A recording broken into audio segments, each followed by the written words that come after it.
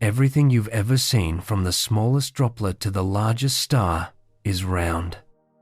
Not because it wants to be, but because gravity gives it no choice. Every planet, every atom of dust, every glowing sun is locked in an ancient negotiation between pressure and pull, a quiet battle that sculpts the universe into symmetry. Tonight, we'll uncover that secret, how gravity became the most patient artist in existence. Before we begin, if you're kind enough, a gentle like or a quiet tap on subscribe would mean the world to me. It's a small gesture, but I hold it with deep gratitude, because every bit of your support keeps this tiny universe alive and reminds me that these quiet stories are kept alive by hearts as kind and thoughtful as yours. Now, let's begin with the question that decides the shape of every world.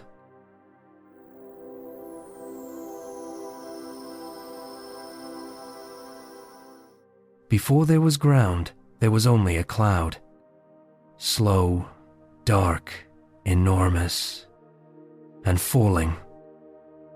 Not toward anything, just inward, pulled by its own weight, collapsing under the gravity of the dust and gas it was made of. But here is what almost no one considers. A collapsing cloud doesn't just shrink, it spins. Not because something pushed it, but because the original nebula it collapsed from was already rotating, and as the cloud fell inward, that rotation had nowhere to go except faster. The same way water tightens into a spiral the moment a drain opens.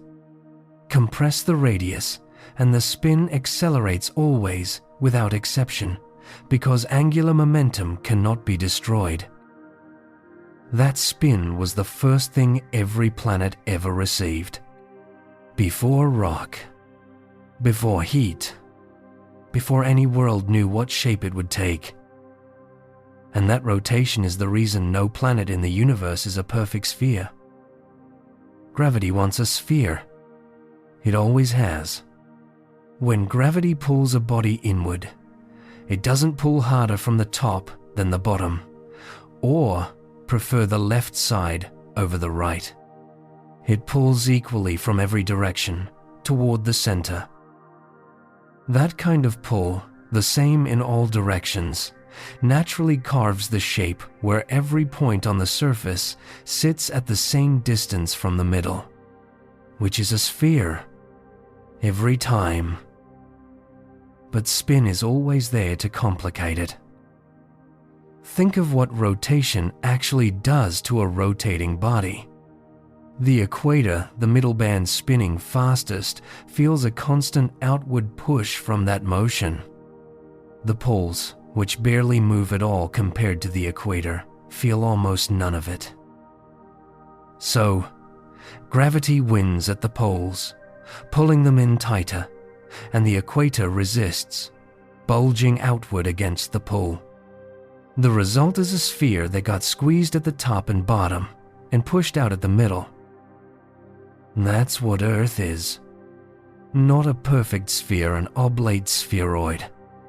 Its equatorial width is about 43 kilometers greater than its polar width. 43 kilometers sounds like a lot until you realize the planet is nearly 13,000 kilometers across. The difference, proportionally, is less than the variation you'd find on a well-made billiard ball. From space, Earth looks perfect. Up close, in the mathematics, the spin has left its fingerprint. Jupiter makes that fingerprint impossible to ignore. One full rotation in under 10 hours for a world that could swallow more than 1,300 Earths. That speed pulls its equatorial band outward so hard that the difference between its widest point and its poles is greater than the entire diameter of Earth.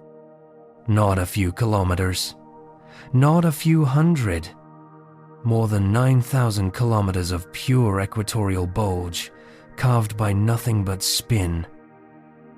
Saturn does something quieter, but stranger. Its density is so low, lower than water, if you could find an ocean large enough to place it in, that the same rapid rotation distorts its shape even more dramatically than Jupiter's.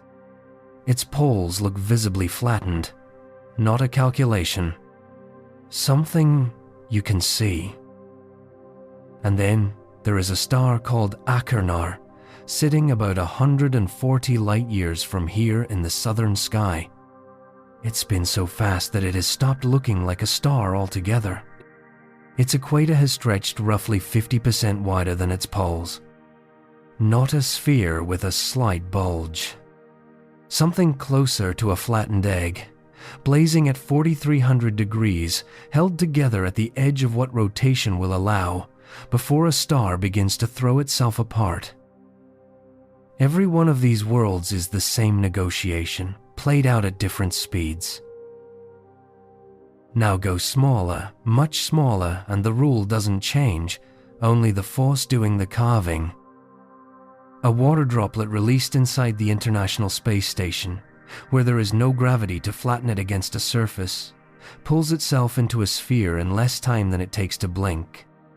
Not gravity doing that, but surface tension, the molecular pull each water molecule has on its neighbors, which draws the droplet inward from every side equally. The same geometry. The same result. Different force, same answer.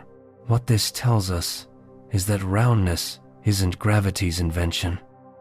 It's what happens whenever a force pulls equally from all directions and nothing else is strong enough to stop it.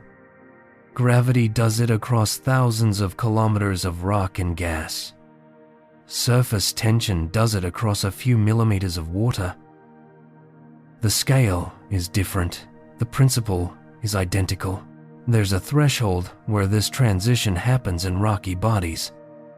Below a certain size, roughly 600 kilometers across the strength of the material itself is enough to hold irregular shapes.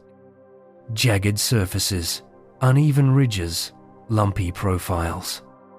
The rock is simply too rigid for gravity to reshape. Above that threshold, gravity wins. The weight of the body pressing down on its own lower layers becomes greater than any rock or ice can resist. And slowly, over millions of years, the high points sink, the low points rise, and the body rounds itself out. This is why Ceres, the largest body in the asteroid belt, is a sphere, while Eros, a small near-Earth asteroid, studied up close by a spacecraft, is shaped roughly like a shoe.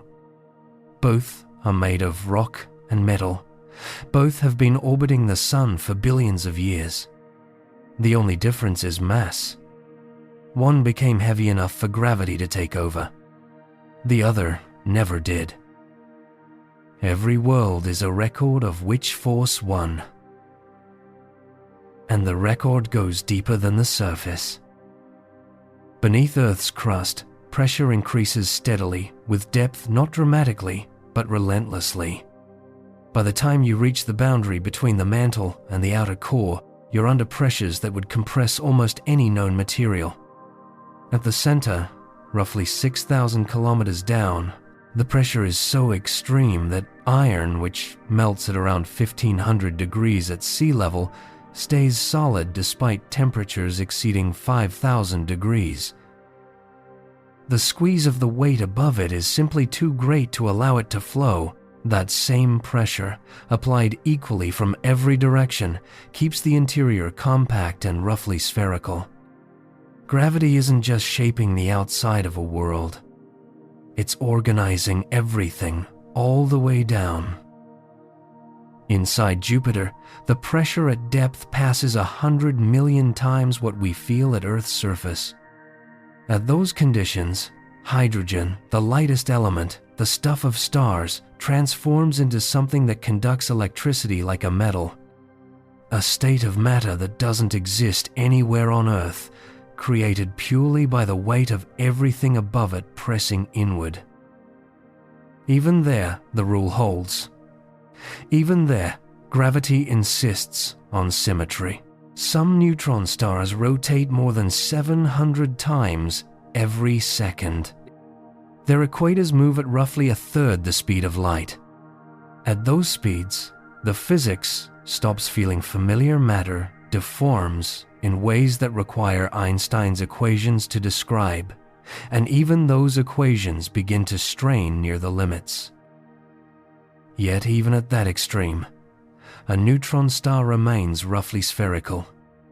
Gravity, compressed into an object only 20 kilometers wide but containing more mass than the Sun, simply cannot be argued out of that shape. The battle between spin and gravity plays out at every scale the universe contains. From a droplet of water finding its shape in a quiet space station, to a neutron star spinning at the edge of what matter can survive. The forces change, the stakes change. The outcome is always a negotiation between inward pull and outward motion, and the shape that results is always the record of where that negotiation settled. Every curve you see in the night sky was earned that way. Slowly. Over time, no human mind can fully hold. And if gravity does this to rock, to gas, to water, what happens when the mass becomes so extreme that gravity no longer just shapes matter, but begins to shape the space around it? When the negotiation isn't between gravity and spin anymore, but between gravity and the geometry of space-time itself? At the center of our galaxy, there is something that has no surface. No edge you could touch, no boundary you could point to and say, here, this is where it begins. There is only a region of space where gravity has become so absolute that the concept of escape no longer applies. Not difficult escape, not unlikely escape. No escape, not for matter, not for light, not for anything that carries energy in any form. And the strange thing, the thing I keep returning to, is that this object built from pure gravitational extremity is also said to be the most geometrically perfect shape in nature. More spherical than any planet, more symmetrical than any star. A sphere not of matter, but of the curvature of space itself. The black hole at the center of the Milky Way carries a mass roughly 4 million times that of the Sun. To picture its boundary, the point of no return, imagine a sphere about 12 million kilometers across. That sounds enormous, until you place it against the scale of the galaxy. 12 million kilometers is roughly 1/10 the distance between the Sun and the closest planet to it. In galactic terms, the boundary of this black hole is a pinpoint, a whisper of geometry in an ocean of space. And yet that pinpoint bends everything around it. In 2022, a network of radio telescopes spread across the entire Earth worked together as a single instrument, effectively making our planet the lens, and captured the first image of this object's shadow. Not the black hole itself, which cannot be seen, but the shape of the darkness it carves out of the light around it. What came back was a glowing ring, imperfect in its brightness, shifting and turbulent at its edges, but unmistakably circular. The shape gravity makes when it has enough mass and nothing to stop it. What I find quietly astonishing about that image is not the darkness at the center. It's that the ring exists at all. That light, traveling in straight lines across thousands of light years, bends around this object and curves back toward us, creating the illusion of a glowing halo around pure absence. We are not seeing an object. We are seeing the shape that gravity carves into space when it reaches its limit. A non-rotating black hole is, in theory, perfectly spherical. Not approximately, not nearly. Perfectly in the mathematical sense, because its shape is determined by a single number, its mass. Everything else about it is erased. The star that collapsed to form it, its chemical composition, its surface features, its magnetic history, the particular chaos of its death, all of it gone. What remains is mass, and the geometry that mass imposes on the space around it. Think of it this way.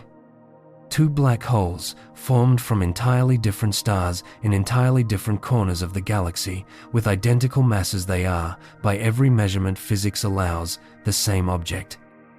Not similar, the same. Their histories have been swallowed, their identities erased. Only the number remains, and from that single number, the sphere follows, inevitable, total, complete. But nothing in the universe is truly still. Every star that collapses into a black hole carries with it the rotation it had when it was alive. And that rotation doesn't disappear in the collapse it concentrates. The way a slow-spinning cloud of gas tightens into a faster spinning disk as it falls inward, the dying star's rotation amplifies as its core shrinks. What forms is not a perfectly still sphere, but a sphere that is itself spinning, and that spin changes everything. A rotating black hole is not symmetric in the same clean way. Its spin drags the space around it, not metaphorically, but physically.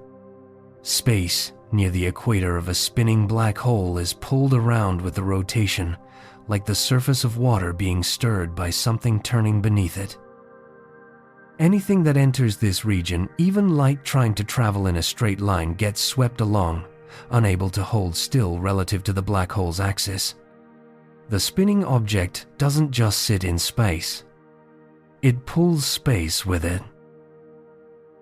This was one of the stranger predictions of general relativity, that a massive rotating object would literally drag the fabric of spacetime around as it turned. And it has been confirmed, not just near black holes, but here, around our own planet. Earth's rotation produces a tiny version of the same effect, so small it took instruments of extraordinary sensitivity to measure, but real. Near a black hole, spinning at a significant fraction of the speed of light, that effect becomes the dominant force in the region around it. The black hole at the center of a galaxy called M87, 53 million light-years from here, produces jets of plasma that extend for thousands of light-years in each direction. Streams of charged particles accelerated to near light speed and flung outward along the rotation axis, powered by the energy extracted from the black hole's spin itself. Not from matter falling in, from the rotation, from the geometry. The black hole is giving something back, releasing the energy stored in its own angular momentum into the space around it. And yet the outline of these objects, as seen from the outside, remains circular. This is the part that took me a while to understand.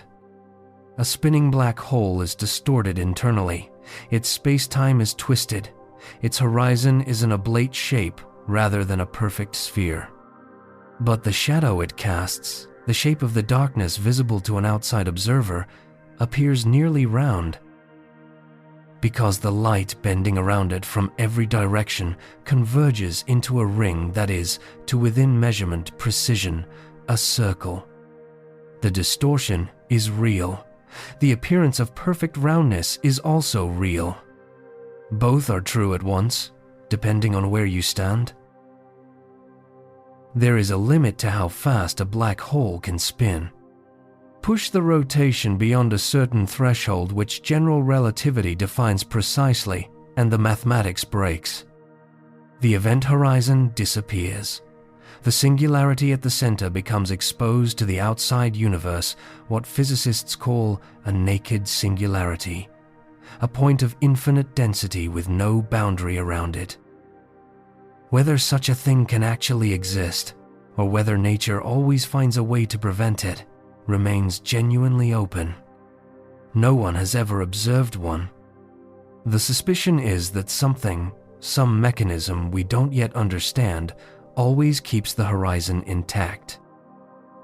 But suspicion is not the same as certainty, and the honest answer is that we don't know.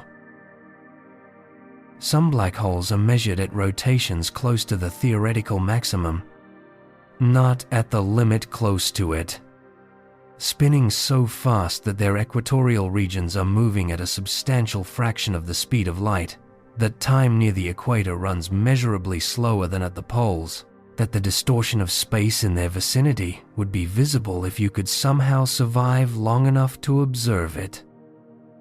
And at the center of all of this, beyond the event horizon, beyond the ergosphere, beyond every boundary physics can draw the equation stop, the density in the models becomes infinite.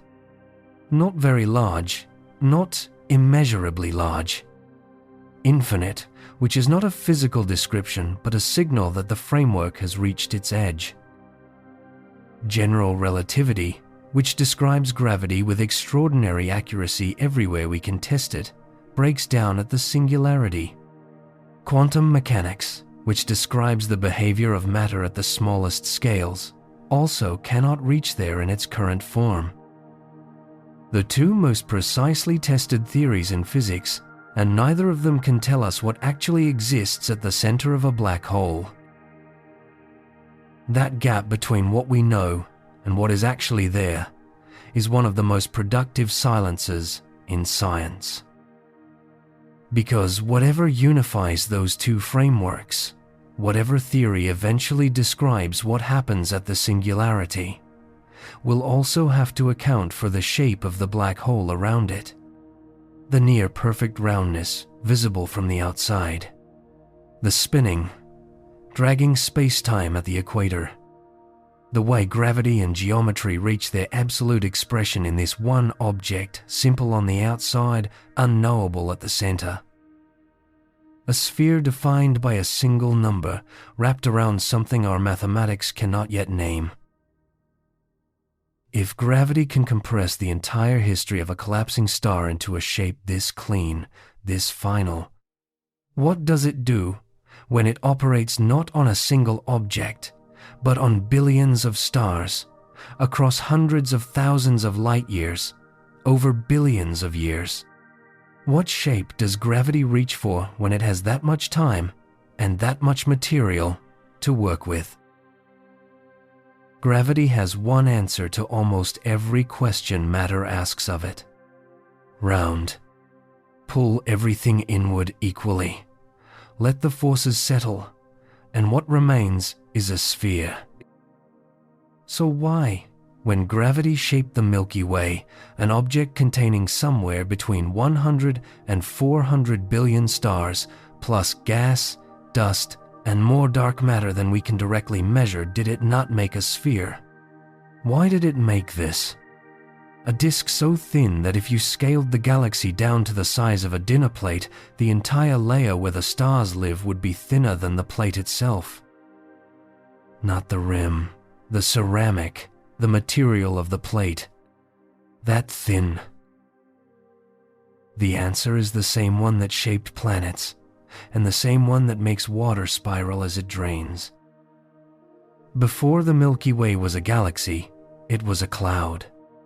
An enormous, slowly tumbling mass of hydrogen and helium, loose and dark, drifting through the early universe. Even then, long before a single star had ignited inside it, it was already spinning. Not fast, barely at all, by the standards of what it would eventually become, but enough. As the cloud began to collapse inward under its own gravity, that faint rotation tightened. Pull a slowly spinning thing into a smaller space, and it spins faster, the same way water that barely moves in a full sink suddenly whirls as it approaches the drain. The cloud's original whisper of rotation became something insistent, something that would not be ignored. And here is where gravity ran into a problem it could not solve. Gravity pulls inward from every direction equally. It has no preference for up or down. In a cloud with no rotation, it would simply compress everything toward the center and you'd get a sphere. But in a rotating cloud, there is a direction gravity cannot fully win against, the equatorial plane. Matter spinning around a central axis resists being pulled across that axis. You can compress it inward along the rotation axis toward the poles, and gravity does exactly that. But perpendicular to that axis, the rotation pushes back. Matter settles into the plane of least resistance. The plane where all those competing forces finally agree. Over millions of years, the gas and dust that couldn't hold on to the vertical motions because every collision between particles cancelled those motions out while leaving the rotational energy intact settled into a disk. Not all at once, gradually. The way sediment settles to the bottom of a lake, not because it's pushed down, but because every other direction of motion eventually runs out. What remained was the Milky Way's disk. And inside that disk, the rotation inherited from the original cloud still drives everything. Our entire galaxy takes roughly 230 million years to complete one full rotation. The last time the Sun occupied this same position in the galaxy, the first dinosaurs were just beginning to appear on Earth. In the time since, they rose, diversified into thousands of species, survived for 160 million years, and vanished, and we haven't even completed one full lap. That is the timescale on which the galaxy moves. But here is the thing that stopped me when I first understood it. The disk is not the whole galaxy. It's just the part we can see. Surrounding the disk above it, below it, extending far beyond its edges in every direction, is a vast halo of dark matter. Invisible, undetectable by any light-based instrument, but real. In the most physical sense, its gravity holds the galaxy together. Without it, the outer stars of the Milky Way would be moving too fast for the visible mass of the galaxy to keep them in orbit. They would fly outward and disperse. The disk would unravel. And that halo, the thing actually keeping the galaxy intact, is roughly spherical. The shape gravity makes when there's no strong rotation to flatten it. So the Milky Way is not just a disk. It is a disk nested inside a sphere, a flat, luminous structure cradled within a round, invisible one. The roundness didn't disappear when the disk formed. It just moved to where we couldn't see it. Inside the disk itself, gravity keeps working at smaller scales. At the very center, where the density of stars and gas is highest and the rotation is slowest relative to the mass concentrated there, gravity wins more completely. The galactic bulge, a roughly spherical region spanning roughly 10,000 light-years, is where the disk transitions back towards something rounder. And at its center sits the black hole we followed in the last part of this story. 4 million solar masses of compressed gravity anchoring everything above it. Farther out, where we are, rotation dominates. The Sun orbits the galactic center at roughly 220 kilometers per second, fast enough that the distance between the Sun and the nearest star would be covered in a few hours at that speed, yet slow enough that a full orbit takes longer than the dinosaurs existed.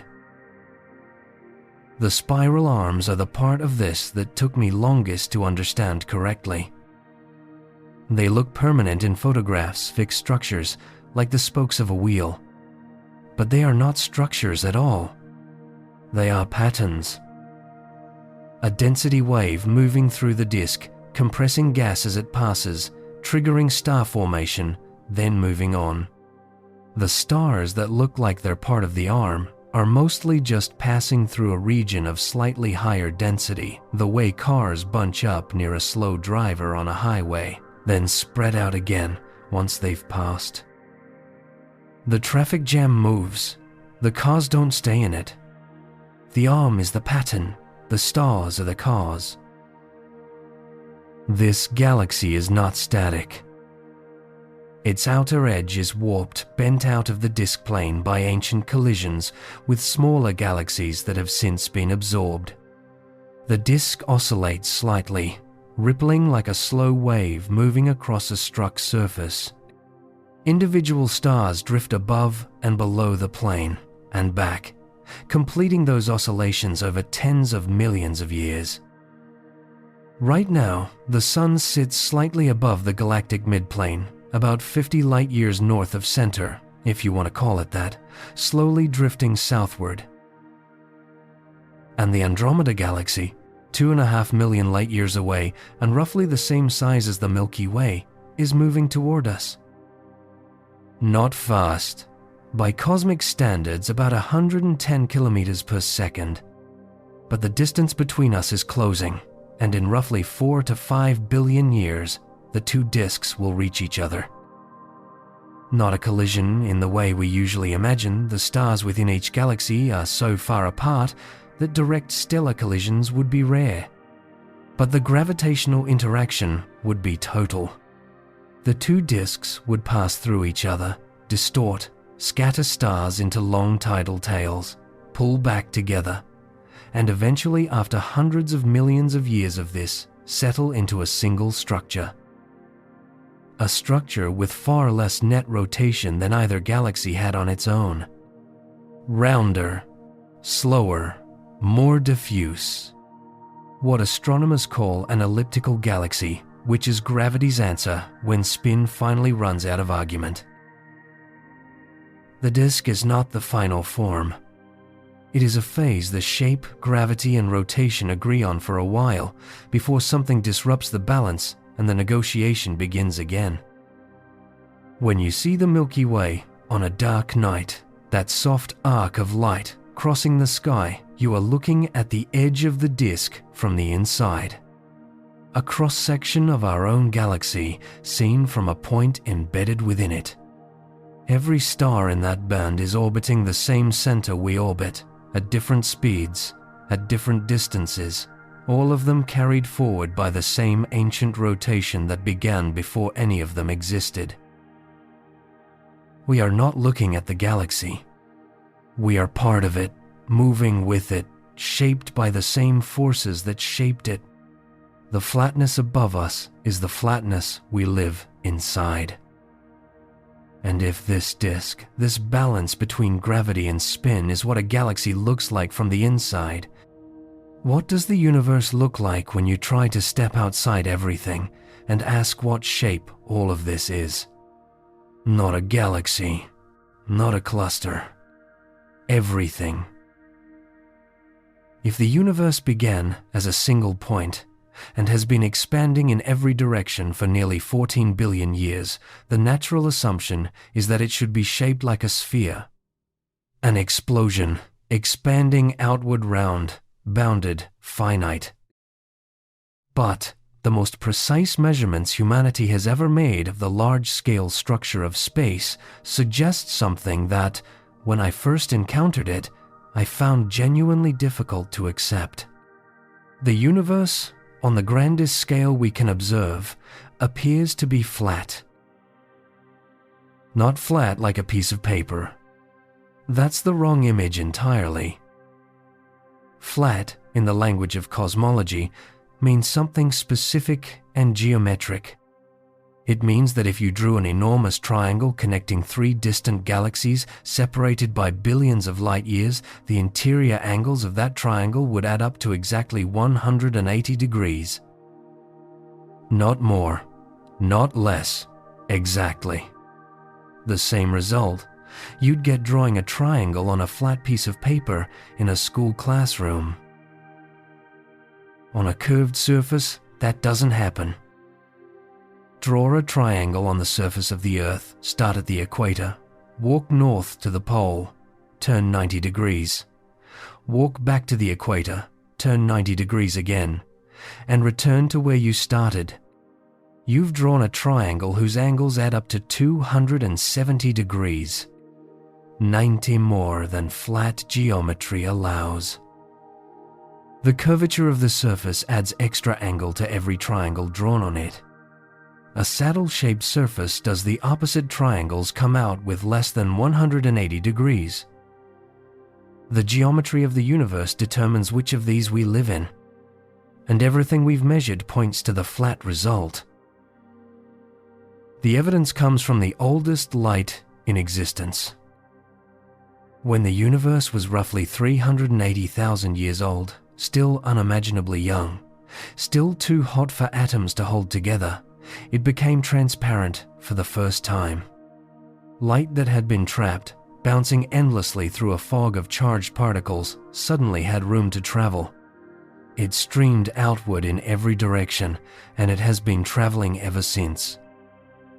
That light reaches us today not as visible light, but stretched by nearly 14 billion years of cosmic expansion into microwave radiation. It arrives from every direction in the sky with almost perfect uniformity. The temperature variation across the entire sky is less than 1 part in 100,000. Warmer in some places by an almost undetectable amount, cooler in others by the same. A map of the sky in this ancient light looks, at first glance, almost perfectly smooth. But it's the almost that contains everything. Those tiny temperature fluctuations, they're ripples in the oldest light have a characteristic size. The ripples are not random noise. They are the frozen remnants of sound waves that moved through the early universe before it became transparent. Pressure waves in the plasma of the early cosmos, oscillating outward from regions of slightly higher density, then stopping the moment matter, and light decoupled, and the universe went quiet. The size those ripples appear to us in the sky depends on the geometry of the universe. In a positively curved universe, one that bends like a sphere, they would appear larger than predicted. In a negatively curved universe, one that bends like a saddle, they would appear smaller. In a flat universe, they match exactly. They match exactly. To within less than 0.5%, the universe shows no curvature at the scales we can measure. That result has been confirmed independently by multiple methods, by the ancient light itself, by the distribution of galaxies across enormous volumes of space, by the brightness of distant exploding stars used as standard candles. Every method returns the same answer. And yet something about this flatness is deeply strange. Gravity curves space. Every galaxy, every cluster, every filament of dark matter, all of them bend the geometry of the space around them. The universe is filled with these local distortions, billions of them, layered across every direction. How can the total of all that curvature sum to nearly zero? How can a universe containing this much mass and energy appear, in aggregate, flat? The answer most physicists accept is that the universe went through a period of expansion so extreme, so rapid, that it dwarfs everything that has happened since. In the first moments after the Big Bang, a duration so brief that there is no everyday unit of time that meaningfully captures it, shorter than any physical process, we can measure or name, the universe expanded by a factor so enormous that any initial curvature was stretched essentially flat. The way a tiny wrinkle on the surface of a balloon disappears as the balloon inflates, except the balloon in this analogy inflated by a factor that makes the observable universe look small by comparison. If this happened, it explains not just the flatness, but several other features of the universe that are otherwise difficult to account for. Why the ancient light looks the same in every direction, why the large-scale structure of the cosmos has the particular texture it does.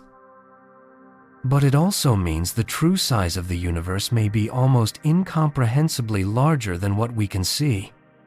Our observable universe, everything within roughly 46 billion light-years of us, might be a tiny, locally flat patch on the surface of something vast and curved.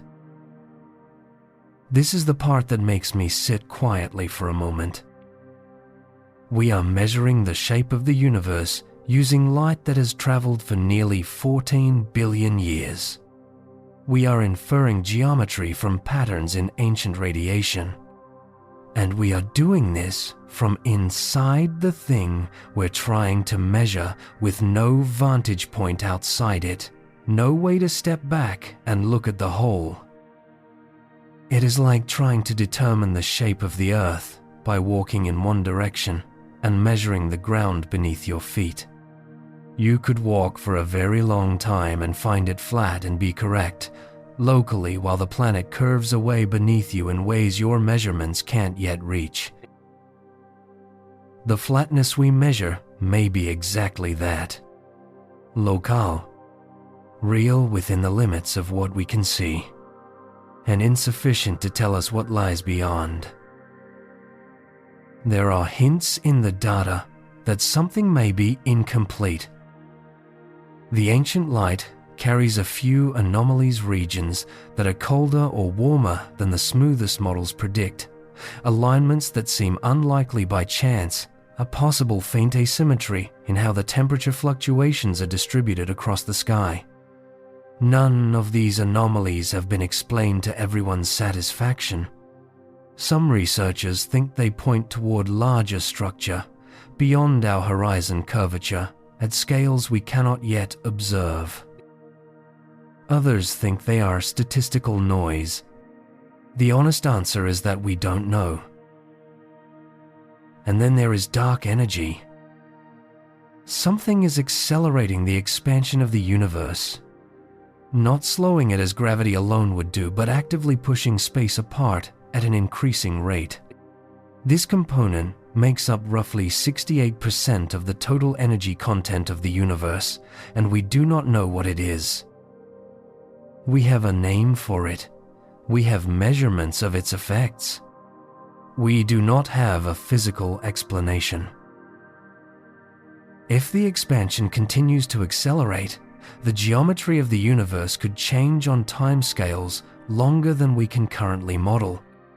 What appears flat today might be part of a curvature so gradual it will only become measurable if it becomes measurable at all billions of years from now. Gravitational waves offer another path into this question. Ripples in space-time produced by colliding black holes and neutron stars travel across billions of light-years, and the shape of those waves carries information about the geometry of the space they pass through. So far, their patterns are consistent with flatness. But instruments sensitive to lower frequency waves, space-based detectors still in development, may eventually reveal deviations too subtle for anything built so far to detect. The universe may be flat, or it may be curved in a way that our horizon simply doesn't allow us to see yet. Or it may be flat locally and curved globally, the way the surface of the Earth is locally flat beneath your feet and globally round, and only reveals its curvature when you travel far enough in one direction. What we know with precision is what we can measure. What we suspect, with various degrees of confidence, extends somewhat beyond that. And what actually exists, the full geometry of everything, may extend so far beyond our horizon that no instrument we could ever build would reach it. There is something quietly humbling about that. We are the universe attempting to understand its own shape, using the light it has been emitting since before stars existed, interpreted by minds that evolved on one small planet, in one ordinary galaxy, in one corner of what we can observe. And we have gotten remarkably far. The measurements are real, the methods are sound, and the result flat, to within what we can test, is genuinely one of the most precise statements ever made about the large-scale structure of reality. And yet, flat within what we can see, that qualifier carries more uncertainty than the number does. If the universe is truly flat, infinite, unbounded, extending without curvature in every direction, then what we call the observable universe is simply a sphere of light centered on us and beyond its edge. More universe continues, indistinguishable from ours, forever. If it is curved, if it closes back on itself the way the surface of a sphere does, then traveling far enough in one direction would eventually bring you back to where you started, not through any tunnel or shortcut, but simply by following the geometry of a space that bends. A universe finite in size, but without an edge. Both are consistent with what we can measure. Both remain possible. And so the shape of everything, the grandest geometric question there is, remains, for now, genuinely open. Not because we haven't looked carefully, but because the universe is larger than the light we've had time to receive. And what lies beyond that boundary of light? What shape it takes and where it leads? That is a question the universe is not yet ready to answer. If flatness is what we find when we look as far as we can, what happens when we consider that flatness itself might be an illusion, a local truth that dissolves the moment we step back far enough to see the whole? Stand on a beach and look out at the ocean. The water appears flat in every direction, a plane extending to the horizon, perfectly level, giving no indication that it curves. And it does curve. The horizon you see is not the edge of something flat. It is the point where the curvature of the Earth has finally bent the surface below your line of sight. The flatness was never real. It was only the limit of how far you could see. This is the question that follows naturally from everything we've established so far. We measure the universe and find it flat, but we measure it from inside it, with instruments that can only reach so far, looking at light that has only had time to travel a finite distance. What if the flatness we find is exactly like the flatness of the ocean, real within the limits of our sight, and curved beyond them in ways we cannot yet detect? The idea is not speculation for its own sake. It follows directly from the physics we already accept.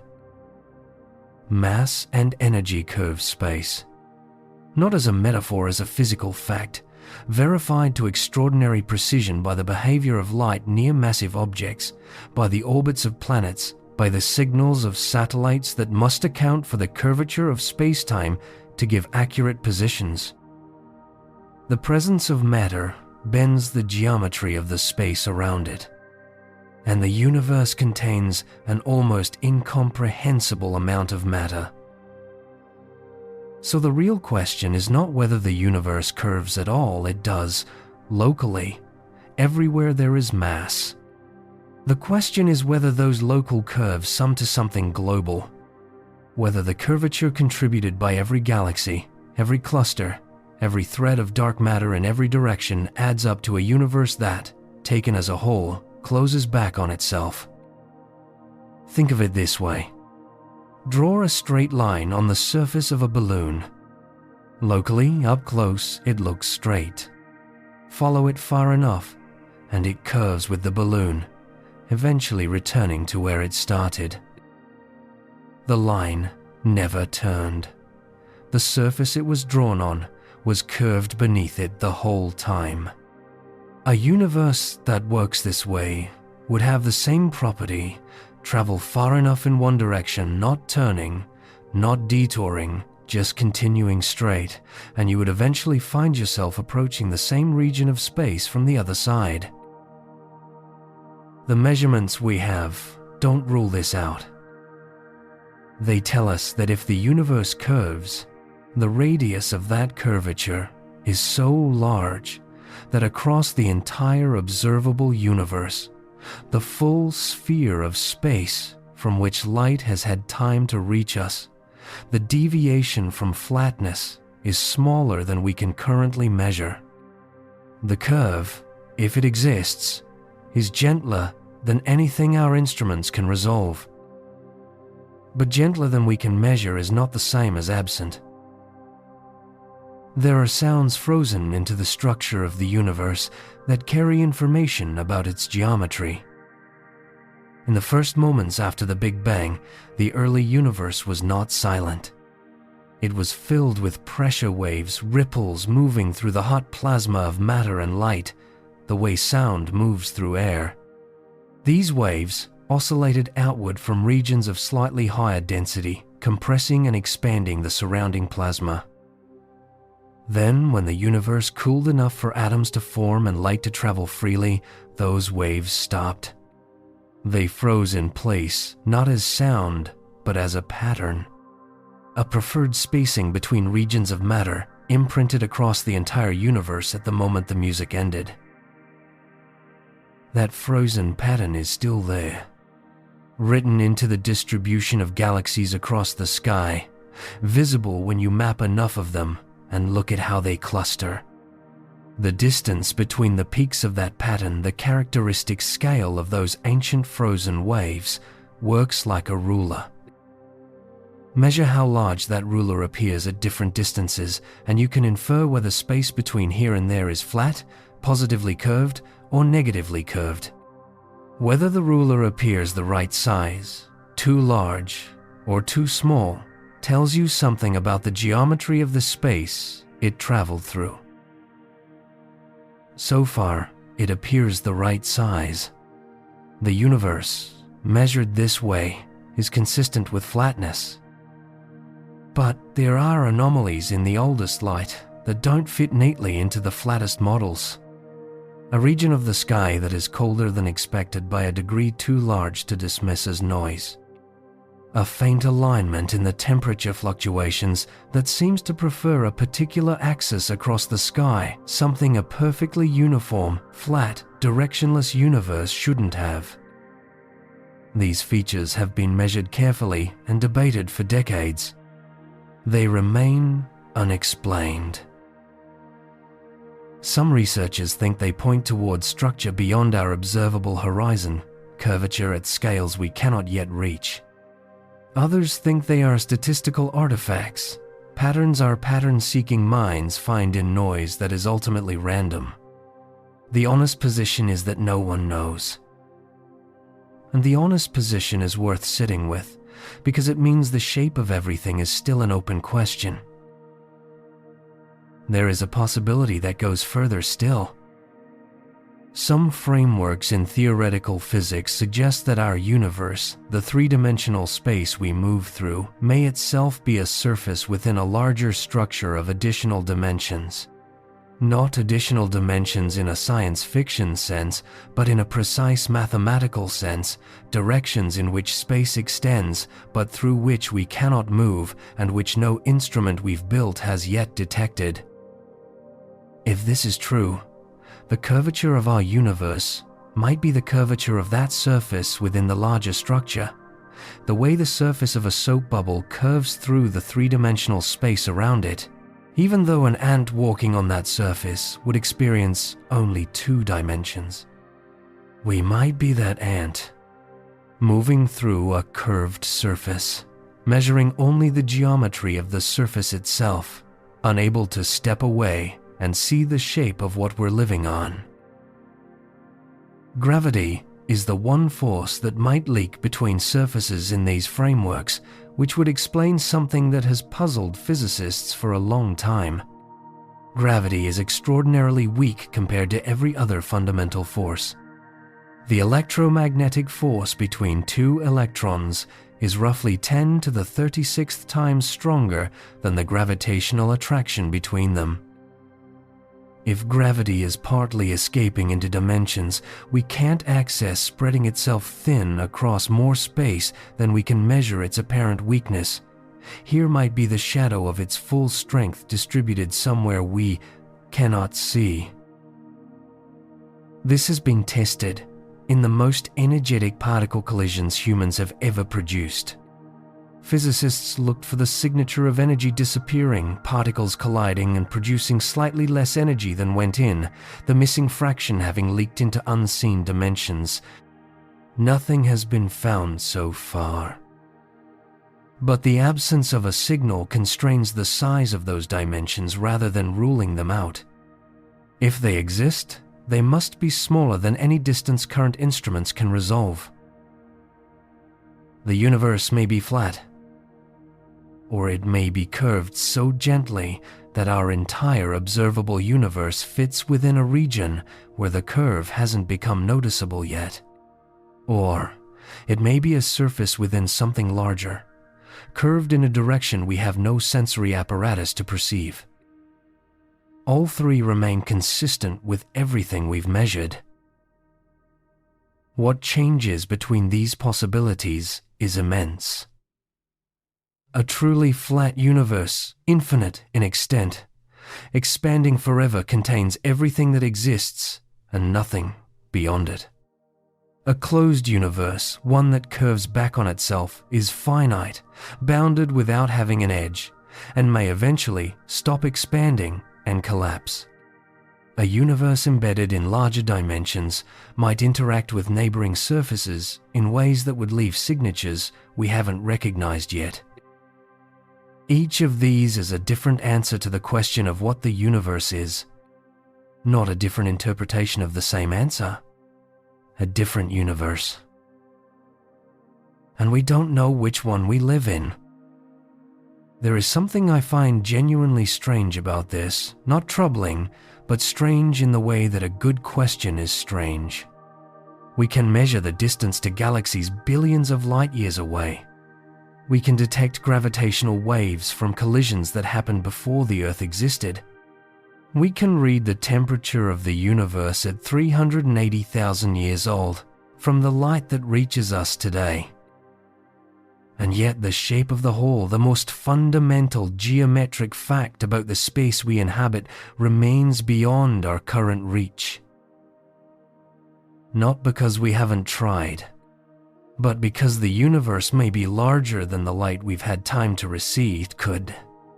And what lies beyond that horizon is, for now, genuinely unknown. The flatness we measure is real. It is also, possibly, a local truth, the view from inside something vast and curved, standing too close to the surface to see the bend.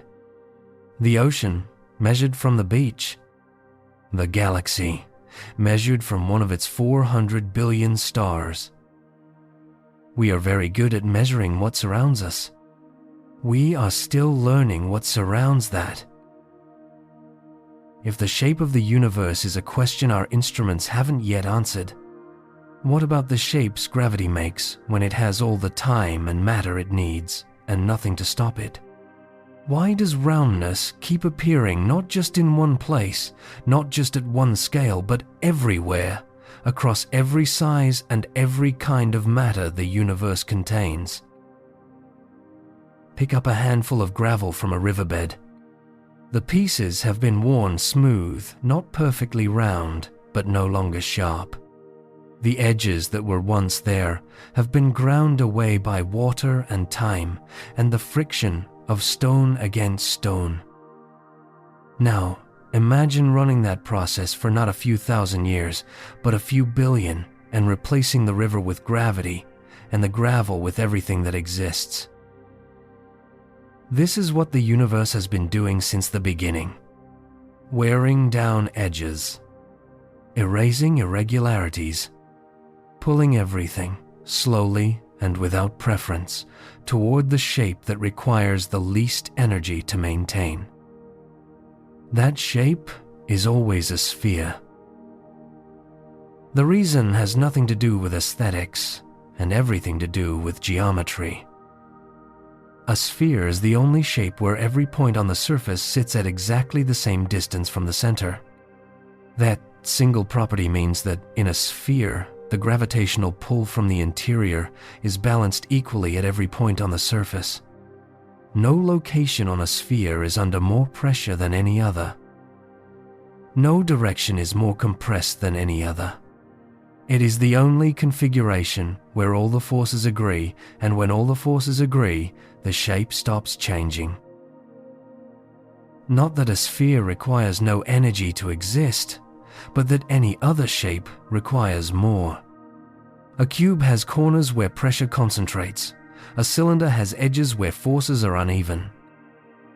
Maintaining those shapes under self-gravity requires something to resist internal rigidity, external pressure, some force strong enough to hold the irregular form against the pull of the mass itself. Remove that resistance, give gravity enough time, and the shape collapses toward the one form where resistance is no longer needed. This is why the threshold matters so much. Below roughly 600 kilometers in diameter, the strength of rock is enough to hold irregular shapes indefinitely. Gravity pulls inward, but the material pushes back, and the material wins. This is why asteroids look the way they do, jagged, uneven, shaped by impact and chance rather than by any organizing principle. They are small enough that their own weight cannot overcome their own rigidity. Cross that threshold, and the balance shifts. The weight of the body pressing down on its own lower layers exceeds what rock or ice can resist. And slowly, not quickly, not dramatically, but over spans of time longer than most things in human experience can serve as comparison, the high points sink. The low points rise. The material flows, behaving less like solid rock and more like an extraordinarily slow, cold fluid. Ceres sits just above that threshold.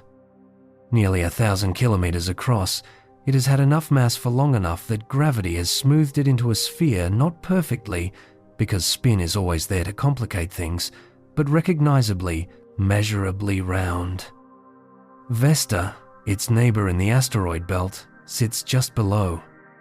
Slightly smaller, slightly less massive, it remains lumpy, a shape preserved by the fact that its gravity has never quite reached the level where it could overpower its own material. The same principle scales upward without limit.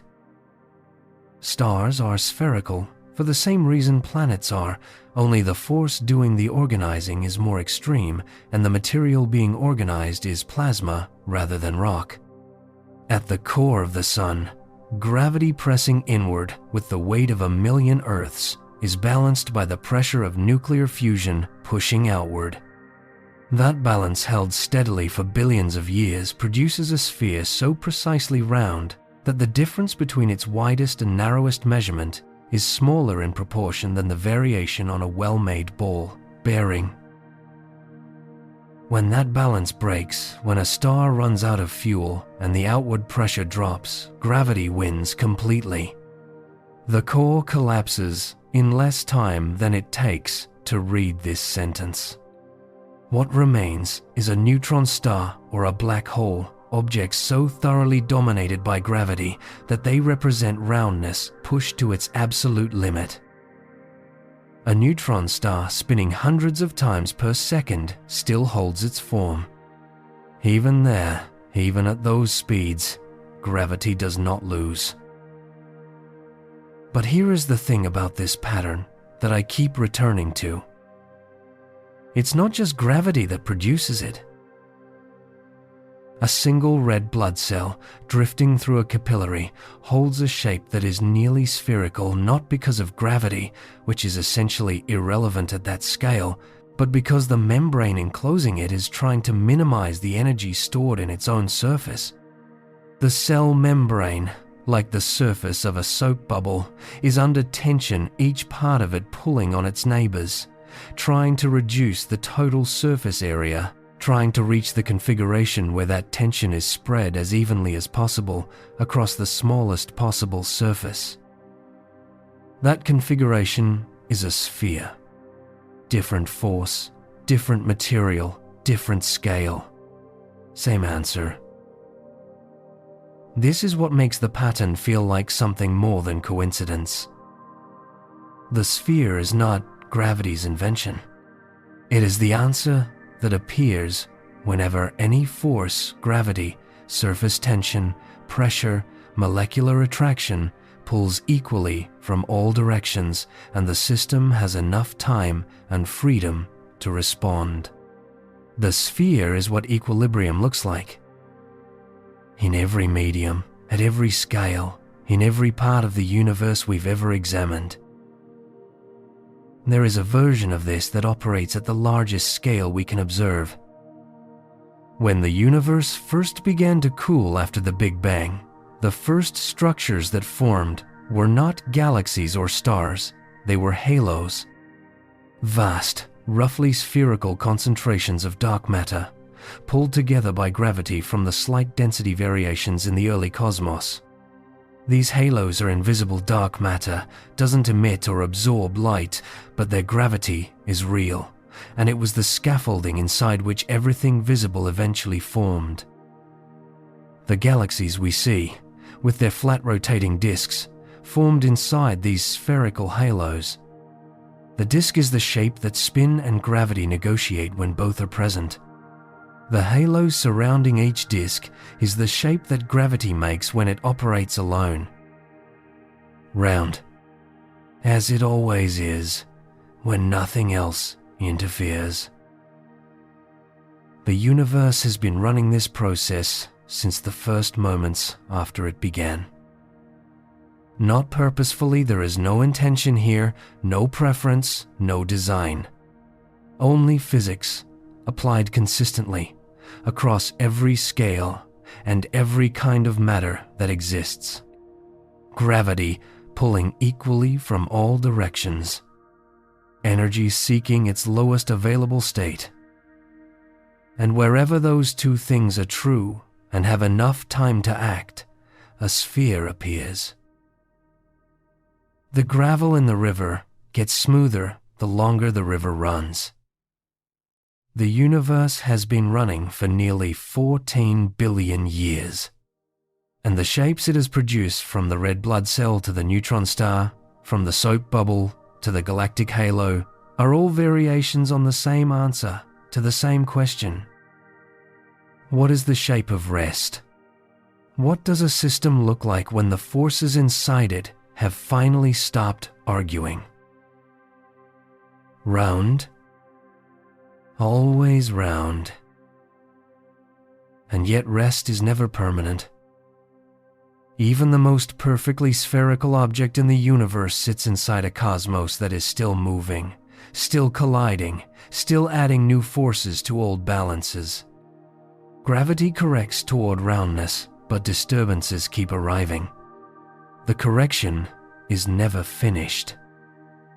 So the question that follows is not why roundness wins. We've followed that answer all the way from river gravel to neutron stars. The question is, what happens in the places where roundness is actively losing? Where spin is, where the disturbance arrives before the response has time to settle? What shapes appear at the edge of what gravity can hold? Two black holes find each other across the dark. Each one is already the most gravitationally extreme object physics, allows a region where space has curved so completely that nothing escapes, where time runs differently than it does anywhere else. They have been spiraling toward each other for millions of years, drawn by each other's gravity, losing energy with each orbit, the distance between them closing so slowly that no human civilization could have watched the approach from beginning to end. Then, in the final fraction of a second, they merge. The collision releases more energy than all the stars in the observable universe emit in that same instant, but not as light. as ripples in space-time itself, spreading outward at the speed of light in every direction, carrying information about what just happened. And what those ripples carry, most precisely, is the record of an irregularity being erased. The newly merged black hole is not immediately smooth. It vibrates, distorted by the asymmetry of the collision, ringing like a bell struck at an angle. Each vibration radiates another ripple outward. Each ripple carries away a little more of the distortion. Within milliseconds, the ringing fades. The asymmetry dissolves. What remains is a single black hole, smooth, settled, round, defined by nothing but its mass, charge, and spin. All the complexity of two colliding objects, erased in less time than it takes to draw a breath. This is the universe removing a sharp edge. Not metaphorically, literally. The collision created a temporary distortion in the geometry of the most extreme object in nature, and physics removed it so efficiently that the entire process was over before a human could consciously register it. Why so fast? Why so complete? The answer lives in one of the deepest principles in physics, not gravity specifically, but the tendency of all physical systems to move toward their most probable state. Consider what a sharp edge actually is. At a corner, forces concentrate. Pressure that would be distributed evenly across a smooth surface arrives instead at a point, a small area, bearing load that would be spread across a large one if the geometry were different. That concentration of force represents stored energy, potential waiting to be released, a configuration that is in the language of thermodynamics improbable. There are vastly more ways for energy to be spread evenly than for it to be concentrated at a point. This is not a statement about preference or design. It is a statement about counting. If you scatter energy randomly across a system, the overwhelming likelihood is that it distributes broadly rather than narrowing into a spike. A sharp edge is a spike of energy in geometric form, and spikes, left to the natural tendency of physical systems, disperse. This is why the universe's oldest light, the radiation left over from when the cosmos first became transparent, is so extraordinarily uniform. That light comes from every direction in the sky. It has been traveling for nearly 14 billion years, and its temperature, measured in every direction, varies by less than 1 part in 100,000. Not 1 part in 100, not 1 part in 1,000, 1 part in 100,000, a variation so small that if the entire temperature range were mapped onto the colors of the visible spectrum, the variation from one end of the sky to the other would be invisible to human eyes. The early universe was not smooth in the beginning. It had sharp variations, regions denser than their surroundings, regions hotter, regions where the distribution of energy was far from even. But those variations were small, and physics worked on them relentlessly, spreading energy outward from the concentrated regions, filling the voids, evening out the differences. What remained, captured in that ancient light, is the record of that process: smoothness achieved, edges erased, equilibrium approached across scales larger than any single structure in the universe. On smaller scales, the same principle writes itself into matter differently. Mountains are sharp edges, concentrations of mass that rise above their surroundings, supported by the rigidity of rock against the pull of gravity. They exist because rock is strong enough to hold them up. But rock is not infinitely strong, and gravity does not stop pulling. Given enough time, not millions of years, but billions, even the hardest granite yields. Erosion works at the surface. Slow plastic flow works in the deep crust, The mountain, patient as geology can be, is always in the process of becoming something lower, something smoother, something closer to the level plane that gravity would prefer. This is true even on worlds without weather.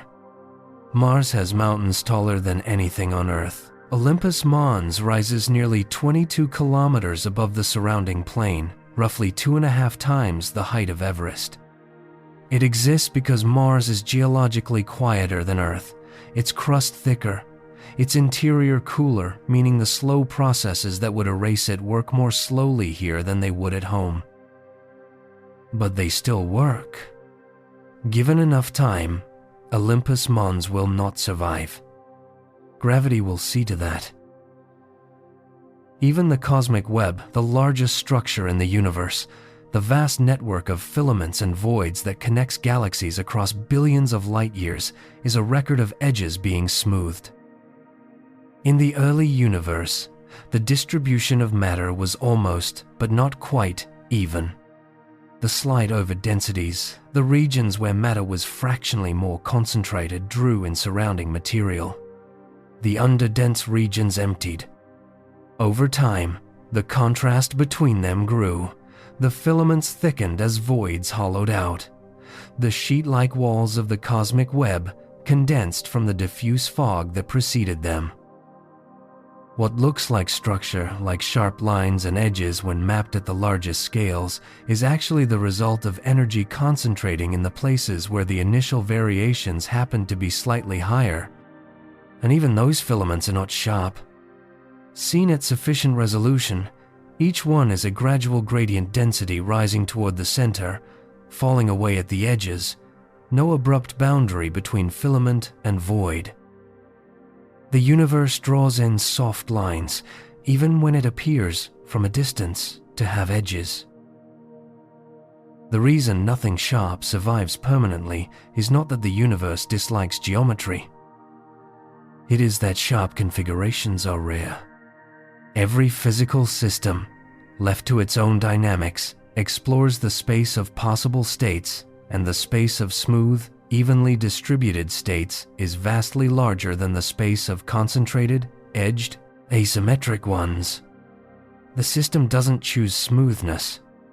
It simply finds itself there, the way water finds the lowest point of a landscape, not by decision, but by following what gravity and its own nature allow. Two merging black holes ring for milliseconds and go quiet. A mountain erodes over billions of years toward a plain. The oldest light in the universe spreads across the sky in near-perfect uniformity. Different timescales, different forces, different scales of matter and energy, the same direction. Always toward the smooth, always away from the edge. Always toward the configuration where energy is spread as broadly as the system allows and the forces inside it have stopped arguing with each other. There is something almost restful about this. Not rest as stillness, the universe is never still, but rest as resolution. The sharp things in the universe are always in the process of becoming less sharp. The irregular things are always in the process of becoming less irregular. And the direction of that process across every scale, in every medium, under every force we have ever studied points the same way. Toward balance. Toward evenness. Toward round. But there is one force that does not smooth. One sculptor that does not round, does not erase, does not resolve toward balance, but instead carves new structure into what gravity has made, pulling matter into shapes that no single force acting alone would ever produce. A force invisible to the eye, undetectable by any instrument ever built, and yet responsible for holding every galaxy together.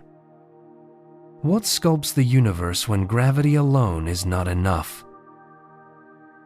We have seen it pull dust into planets and planets into spheres. We have seen it flatten galaxies into disks while keeping their dark matter halos round. We have seen it compress dying stars into objects so dense that space curves closed around them. We have seen it erase the sharp edges left by collisions, wringing them away as gravitational waves in milliseconds, or grinding them down as mountains over billions of years. But we have not yet asked the question underneath all of that. What is gravity? Not what it does, we have been watching what it does. What it actually is. Why mass curves space? Why curved space tells matter how to move? Where the connection between geometry and force actually comes from? The honest answer, sitting quietly beneath all the precision of our measurements, is that we don't fully know. Newton described gravity as a force, an invisible pull between masses, proportional to how much mass each contained, and inversely proportional to the square of the distance between them. His equations were extraordinary. They predicted the orbits of planets, the return of comets, the behavior of tides. For 2 centuries, they were the most precisely verified description of nature ever written. And they said nothing about why, only how much and in what direction. The mechanism, the thing actually connecting one mass to another across empty space, Newton left deliberately unaddressed. He called it action at a distance, and he was uncomfortable with it. He wrote, in a letter near the end of his life, that the idea of one body acting on another through a vacuum with no intermediate mechanism was so absurd that no person capable of philosophical thought could ever accept it. He had described gravity precisely and completely, and he found his own description philosophically unsatisfying. Einstein's answer, 2 centuries later, was geometrical. Mass does not pull. Mass curves the space around it, and objects moving through curved space follow the curves, the way water follows the slope of a tilted surface. What looks like attraction is actually the straightest possible path through a geometry that has been bent. This was not a small revision to Newton. It was a complete reconception of what space is not an empty stage on which objects move, but a dynamic structure that participates in the motion, that bends and stretches in response to what it contains, that carries the information of mass from one place to another. And that carrying of information that is the part that matters for roundness. When a mass moves, the curvature of space around it changes. But that change does not happen everywhere simultaneously. It propagates outward at the speed of light as a ripple in the geometry of spacetime. This is what gravitational waves are, not waves moving through space, but waves of space itself, carrying the news of a changed mass distribution from where it happened to everywhere else. Think of it this way. When the sun formed, when that enormous mass condensed from a diffuse cloud into a compact sphere, the space around it had to adjust. The curvature of space-time in the surrounding region reorganized itself to match the new configuration. That reorganization did not happen all at once.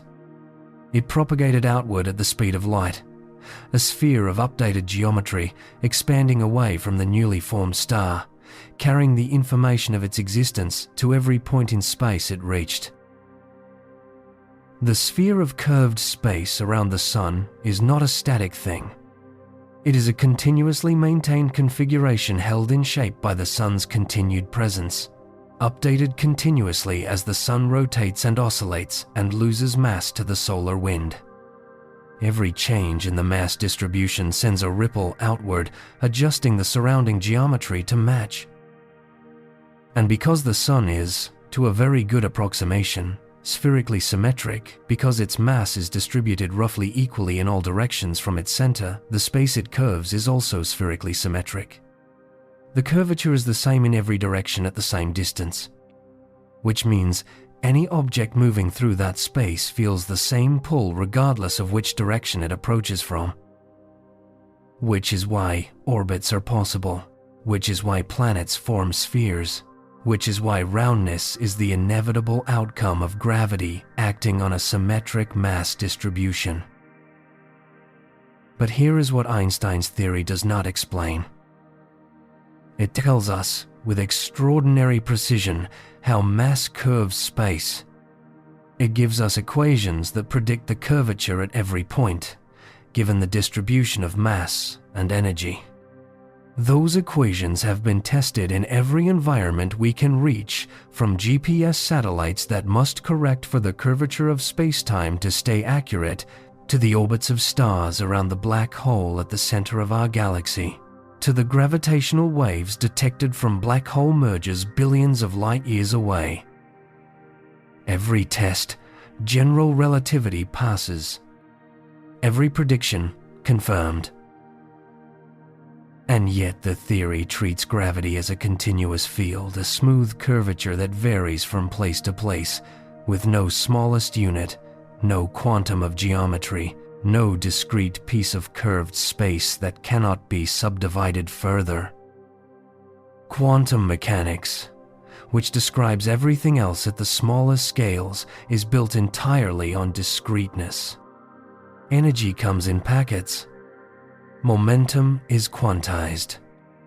The behavior of particles is described not by smooth trajectories, but by probability distributions that collapse to definite values only when measured. Quantum mechanics and general relativity are the two most precisely tested frameworks in the history of physics. They are also mathematically incompatible. Combining them, in the regimes where both should apply the interior of black holes, the moment of the Big Bang produces infinities where there should be numbers. The calculations break. The theories, each perfect in its own domain, refuse to combine. This means we do not have a complete theory of gravity. We have an extraordinarily accurate description of how gravity behaves at every scale we can measure. We do not have an understanding of what gravity fundamentally is, what the mechanism is at the deepest level, by which mass curves space and space directs mass.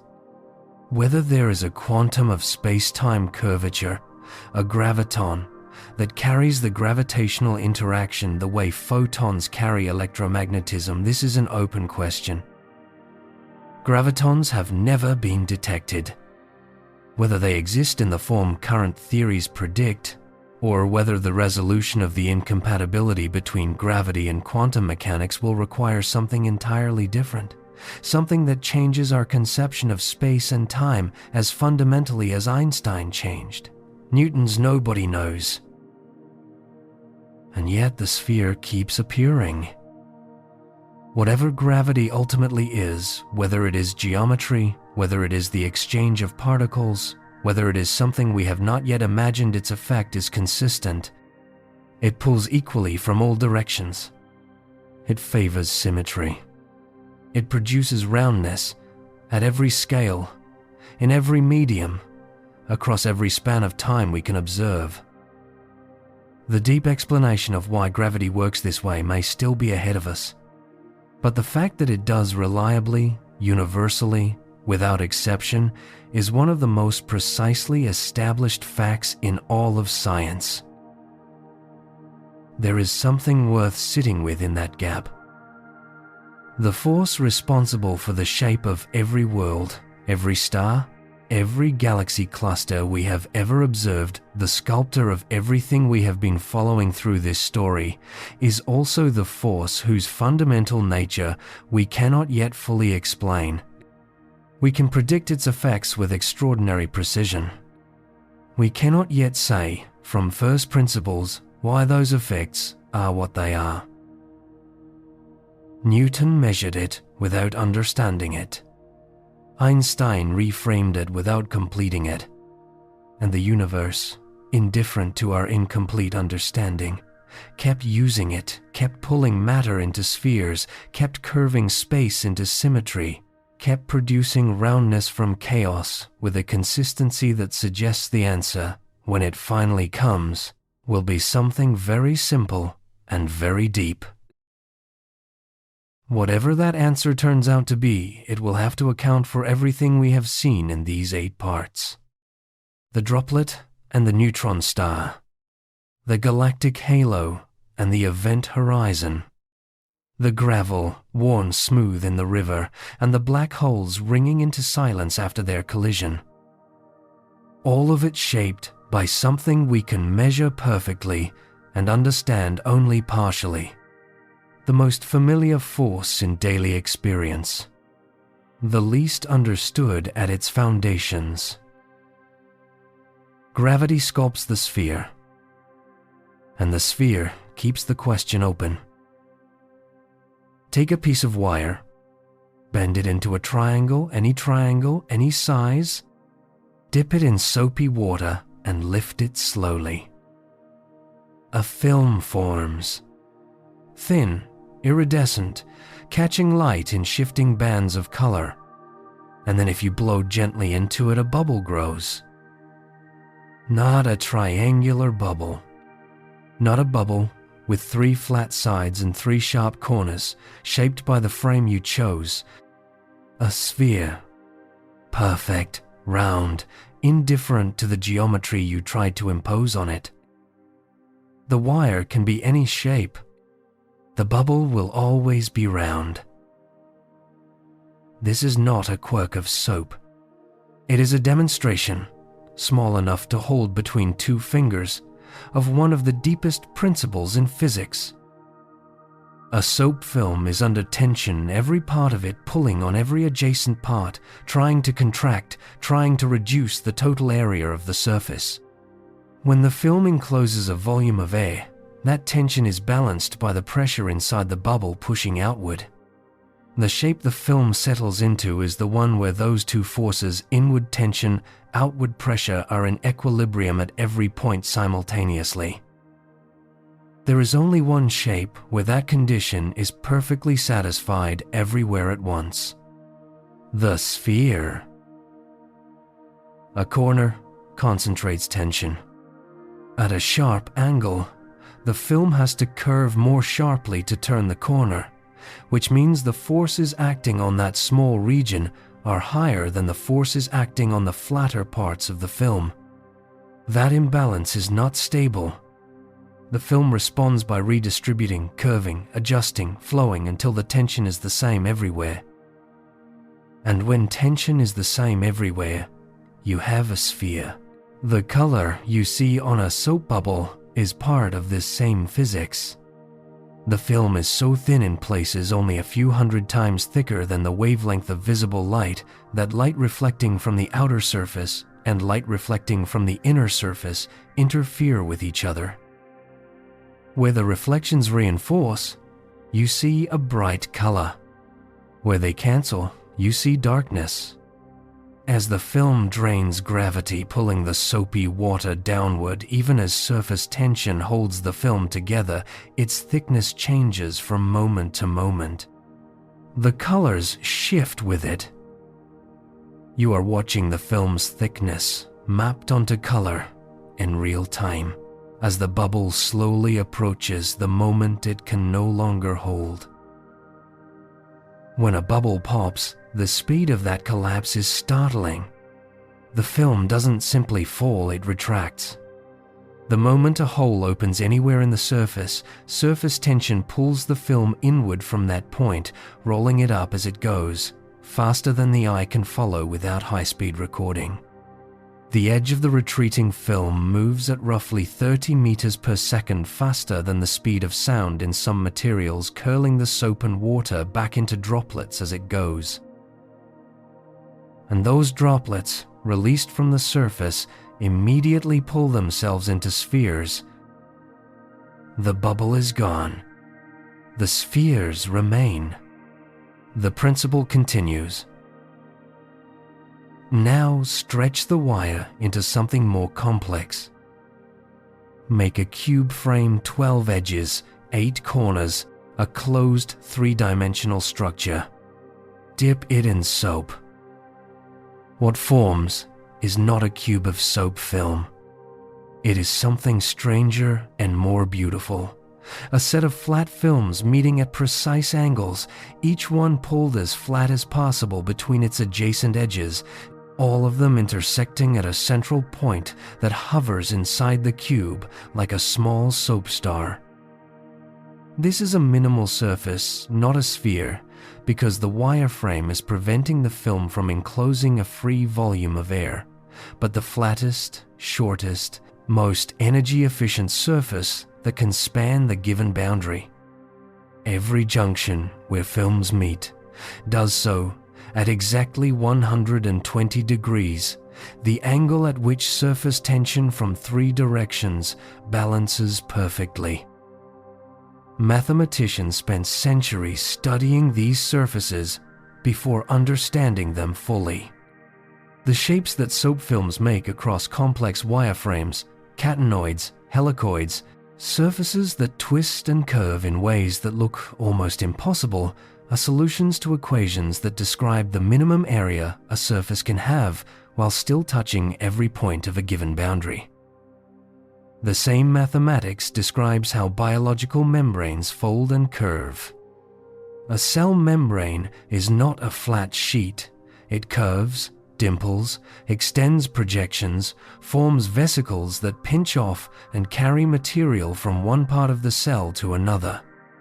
Every one of those shapes is a minimal surface of some kind, the membrane finding the configuration where its tension is as low as possible given the constraints imposed by what it contains and what surrounds it. The same equations appear in the design of structures that need to span large distances with minimal material roofs, bridges, architectural canopies. The curved shells of some of the most elegant buildings in the world are minimal surfaces discovered not by engineers starting from scratch, but by following the geometry that soap films had already worked out. And on the largest scales, here is the connection that surprised me when I first encountered it. The shape of the cosmic web follows similar principles. The vast network of filaments connecting galaxy clusters across billions of light years, the sheets of matter surrounding enormous empty voids, the way galaxies cluster along these structures, like dew on a spiderweb, all of it can be modeled using equations related to minimal surfaces. The universe, distributing matter under the combined influence of gravity and expansion, finds configurations that minimize energy in much the same way a soap film does. The scales are incomparable. A soap bubble is perhaps a centimeter across. The cosmic web spans hundreds of millions of light years. The forces are entirely different: surface tension on one hand, gravity and dark energy on the other. And yet the mathematical language that describes both is recognizably the same. The principle: find the configuration where energy is minimized, given the constraints, is identical. This is one of the stranger and more quietly astonishing facts in all of physics. The universe, at its largest and smallest scales, is solving the same optimization problem. Not because it is trying to, not because there is a design, but because the laws that govern how tension and pressure and energy distribute themselves are the same laws expressed in different units at every scale where they apply. A soap bubble is not a toy model of the universe. It is the universe, demonstrating its own logic at a scale you can hold in your hand. The film thins. The colors deepen. Somewhere at the top, where the drainage has left the film thinnest, it has gone nearly transparent, a sign that the end is close. When it finally pops, the geometry doesn't disappear. It just moves carried forward into the droplets, into the air, into whatever surface the soap lands on next. looking for equilibrium, as it always has, as it always will. If the sphere is what you get when pressure and tension balance freely, and if the sphere keeps appearing at every scale from the bubble to the galaxy cluster, then the question that remains is a simpler and deeper one. Not what shape physics makes, but why physics makes any shape at all, why matter organizes into structure rather than spreading into perfect, featureless uniformity. Why the universe, which began as close to smooth as anything we know, has spent 14 billion years becoming more complex, more varied, more structured instead of less. There is a question so old it predates calculus, predates algebra, predates almost everything we would recognize as modern mathematics. The ancient Greeks asked it. They phrased it simply: of all the shapes you can draw with a given perimeter, which one encloses the most area? They believed the answer was the circle. They were right. But they couldn't prove it, not rigorously, not in the way mathematics eventually came to demand. That proof didn't arrive until the 19th century, and when it did, it revealed something that had been hiding in plain sight for 2,000 years. The circle and its three-dimensional version, the sphere, is not just one efficient shape among several. It is the unique answer to a question about optimization. Among all closed curves of the same length, the circle encloses the maximum possible area. Among all closed surfaces of the same area, the sphere encloses the maximum possible volume. Not approximately maximum, not close to maximum, the absolute maximum. Nothing else comes close. Mathematicians call this the isoparametric inequality, iso for equal, parametric for perimeter. Equal perimeter, maximum area. Equal surface, maximum volume. What makes this remarkable is not the result itself, but what it implies about nature. Every physical system that needs to enclose something to contain a volume of gas, to hold a quantity of matter, to maintain a pressure difference between inside and outside faces exactly this optimization problem. How do I enclose the most for the least? And the answer, always, is the sphere. A soap bubble solves this problem in real time. The film has a fixed amount of surface determined by how much soap and water went into making it, and surface tension drives it toward the shape that encloses the most air for that surface. It doesn't calculate. It doesn't choose. It simply responds to the forces acting on it, and those forces, following the laws of physics, drive it toward the solution the ancient Greeks suspected and the 19th century proved. A planet does the same thing at a different scale, under different forces. A collapsing cloud of gas and dust has a certain amount of mass. Gravity pulls it inward, seeking the most compact configuration, the one that puts the most mass within the smallest radius. That configuration is a sphere. Not because the cloud is solving an equation, but because the forces involved are isotropic, the same in every direction, and an isotropic force acting on matter naturally produces the shape that is the same in every direction. The connection between the mathematical theorem and the physical reality is not a coincidence. It is the same fact, expressed in two different languages. In the language of geometry, the sphere minimizes surface area for a given volume. In the language of physics, any system minimizing energy under isotropic forces reaches equilibrium as a sphere. These are the same statement. The mathematics and the physics are describing the same underlying truth from different angles. This is why the sphere appears everywhere, not because different systems independently discovered a good solution, but because they are all subject to the same mathematical reality. A cell membrane enclosing its contents. A star holding its plasma against the outward push of fusion. A black hole defining the boundary of its event horizon. A galaxy's dark matter halo settling around its luminous disk. All of them are solving the same problem, contain as much as possible within as little boundary as the forces allow, and all of them arrive at the same answer. There is a version of this that extends beyond 3 dimensions, and here the mathematics becomes something almost vertiginous. In 4 dimensions, the shape that maximizes enclosed volume for a given surface area is a 4-dimensional sphere, what mathematicians call a hypersphere, or a 3-sphere, a shape we cannot directly visualize but can describe precisely with equations. In 5 dimensions, the same principle holds, producing a 5-dimensional sphere. In any number of dimensions, the isoparametric inequality takes the same form, and the solution is always the same, the sphere of that dimensionality. If space has more dimensions than the 3 we experience, a possibility that some frameworks in theoretical physics take seriously, then the principle that produces roundness in our 3 dimensions would produce its equivalent in those higher dimensions as well.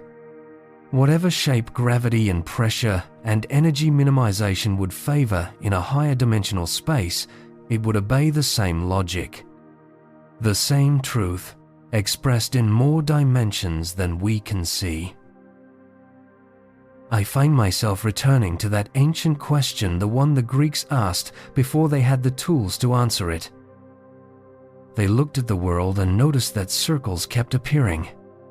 In the moon, in the sun, in the rings that spread across still water when a stone is dropped. And they asked, is this a coincidence, or is there a reason? The answer, which took 2,000 years to arrive in its complete form, is that there is a reason, and the reason is deeper than any specific force or any particular material. It is a fact about optimization itself, about what it means to enclose something efficiently, about the relationship between boundary and interior that holds in any geometry, under any forces, at any scale. The sphere is not nature's favorite shape because nature is aesthetic. It is nature's inevitable answer because the question, how do you contain the most within the least, has only one solution. And that solution is round. Right now, as you listen to this, your body is full of spheres. Not perfect spheres, life rarely achieves perfection, but curved surfaces doing what curved surfaces do, enclosing volume, minimizing boundary, maintaining the pressure difference that keeps the inside of a cell different from the outside. Every red blood cell drifting through your veins is a small, flexible, biconcave disc, slightly flattened to help it squeeze through narrow capillaries, but when it is free and uncompressed, it tends toward a shape that is, at its core, an expression of the same mathematics that shapes stars. The atoms in your body were forged in the cores of stars, in the spherical, pressure-balanced interiors where gravity and fusion reach their long equilibrium. They were scattered by stellar winds and supernovae, drifted through space as clouds, collapsed again into a new star and its surrounding disk of planets, and eventually through a long chain of chemistry and geology and biology became the cells of a body lying still in the dark, listening to a story about spheres. The same principle that held those stars together, that drove matter into round forms across billions of years, is at work right now in the curved surfaces of every cell that makes you. Not as a metaphor, as a physical fact. The isoparametric inequality does not pause for living things.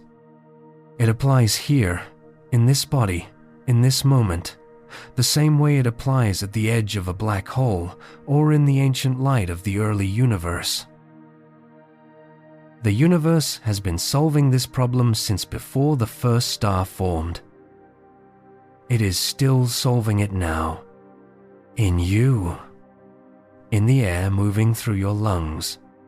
In the curve of every surface that separates inside from outside, self from world, the contained from the surrounding dark. The sphere is the shape of that boundary. And the boundary, in the end, is what everything is, a surface holding something together in the dark for as long as the forces allow. There is nothing left to resolve tonight. The question the Greeks asked has an answer. The answer is written into every object in the universe and into every cell of the body you are resting in right now.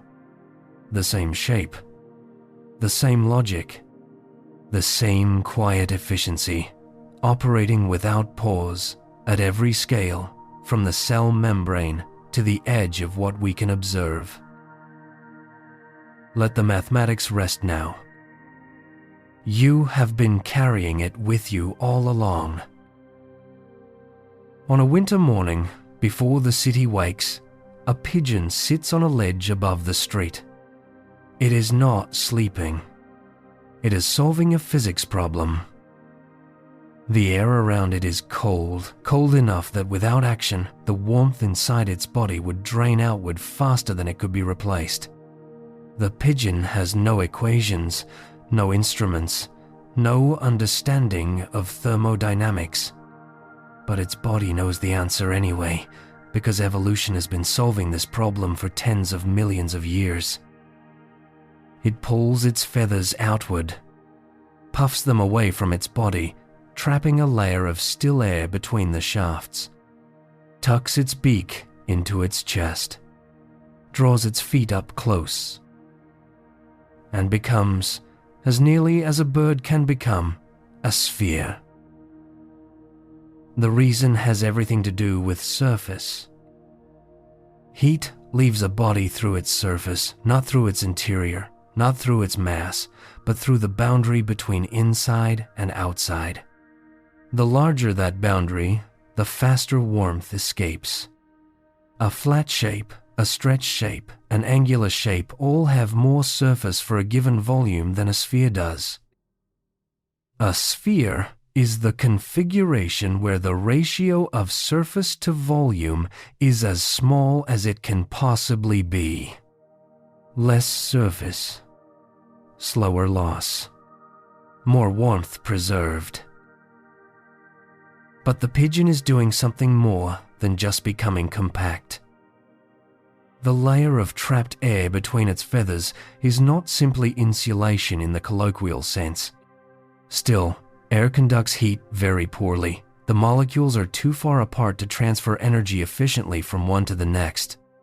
By surrounding itself with a shell of stillness, the pigeon is essentially creating a second surface, a boundary of motionless air that the cold must cross before it can reach the bird. And that second boundary, that sleeve of trapped nothing, is one of the most effective thermal barriers in nature. The same principle underlies double-paned windows, the aerogel insulation in spacecraft, and the down-filling of a winter jacket. Stillness is the insulator. The pigeon figured this out before humans did. There is a relationship buried in the physics of heat radiation that makes the geometry of the pigeon's solution even more consequential than it first appears. The energy a warm surface radiates into cold air does not scale simply with temperature. It scales with the fourth power of temperature, which means that small differences in temperature produce enormous differences in how fast heat escapes. A surface twice as warm as its surroundings doesn't radiate twice as much energy. It radiates 16 times as much. This is why cold is so dangerous for small, warm-blooded animals, and why the geometry of their bodies matters so much. A small animal has a high surface-to-volume ratio, more surface relative to the mass that generates heat. It is already at a geometric disadvantage. Every adaptation that reduces that ratio, every behavior that brings the shape closer to a sphere has an outsized effect on survival, because the energy saved scales not linearly, but with the fourth power. A pigeon becoming slightly rounder does not lose slightly less heat. It loses substantially less. Evolution understood this long before physics named it. In the 19th century, a zoologist named Joel Allen noticed a pattern across warm-blooded species living at different latitudes. Animals in colder climates tended to have shorter limbs, smaller ears, more compact bodies, less surface area relative to their mass compared to members of the same species living near the equator. Arctic foxes have shorter ears than desert foxes. Polar bears are more massive and compact than bears in temperate climates. Penguins huddle together until the cluster itself becomes roughly spherical. A single large warm body rather than many small cold ones, because the larger the sphere, the smaller the surface to volume ratio, the slower the collective heat loss. This principle, now called Allen's rule, is not a coincidence of biology. It is geometry, enforced by natural selection across millions of generations. The animals that happened to be slightly more compact in cold climates survived slightly more cold winters, had slightly more offspring, and passed on slightly more compact body plans. Over enough generations, the geometry converged toward what physics demands. Evolution is very slow. Physics is very patient. Given enough time, one follows the other. At the microscopic scale, the same logic writes itself into the shape of individual cells. Some bacteria are spherical, not all, but the ones that live in environments where resources are scarce and energy must be conserved. A sphere minimizes the surface through which the cell must exchange material with its environment. Less surface means fewer transport proteins required, less energy spent maintaining the boundary, less exposure to whatever hostile chemistry surrounds it. The spherical bacteria are not choosing efficiency.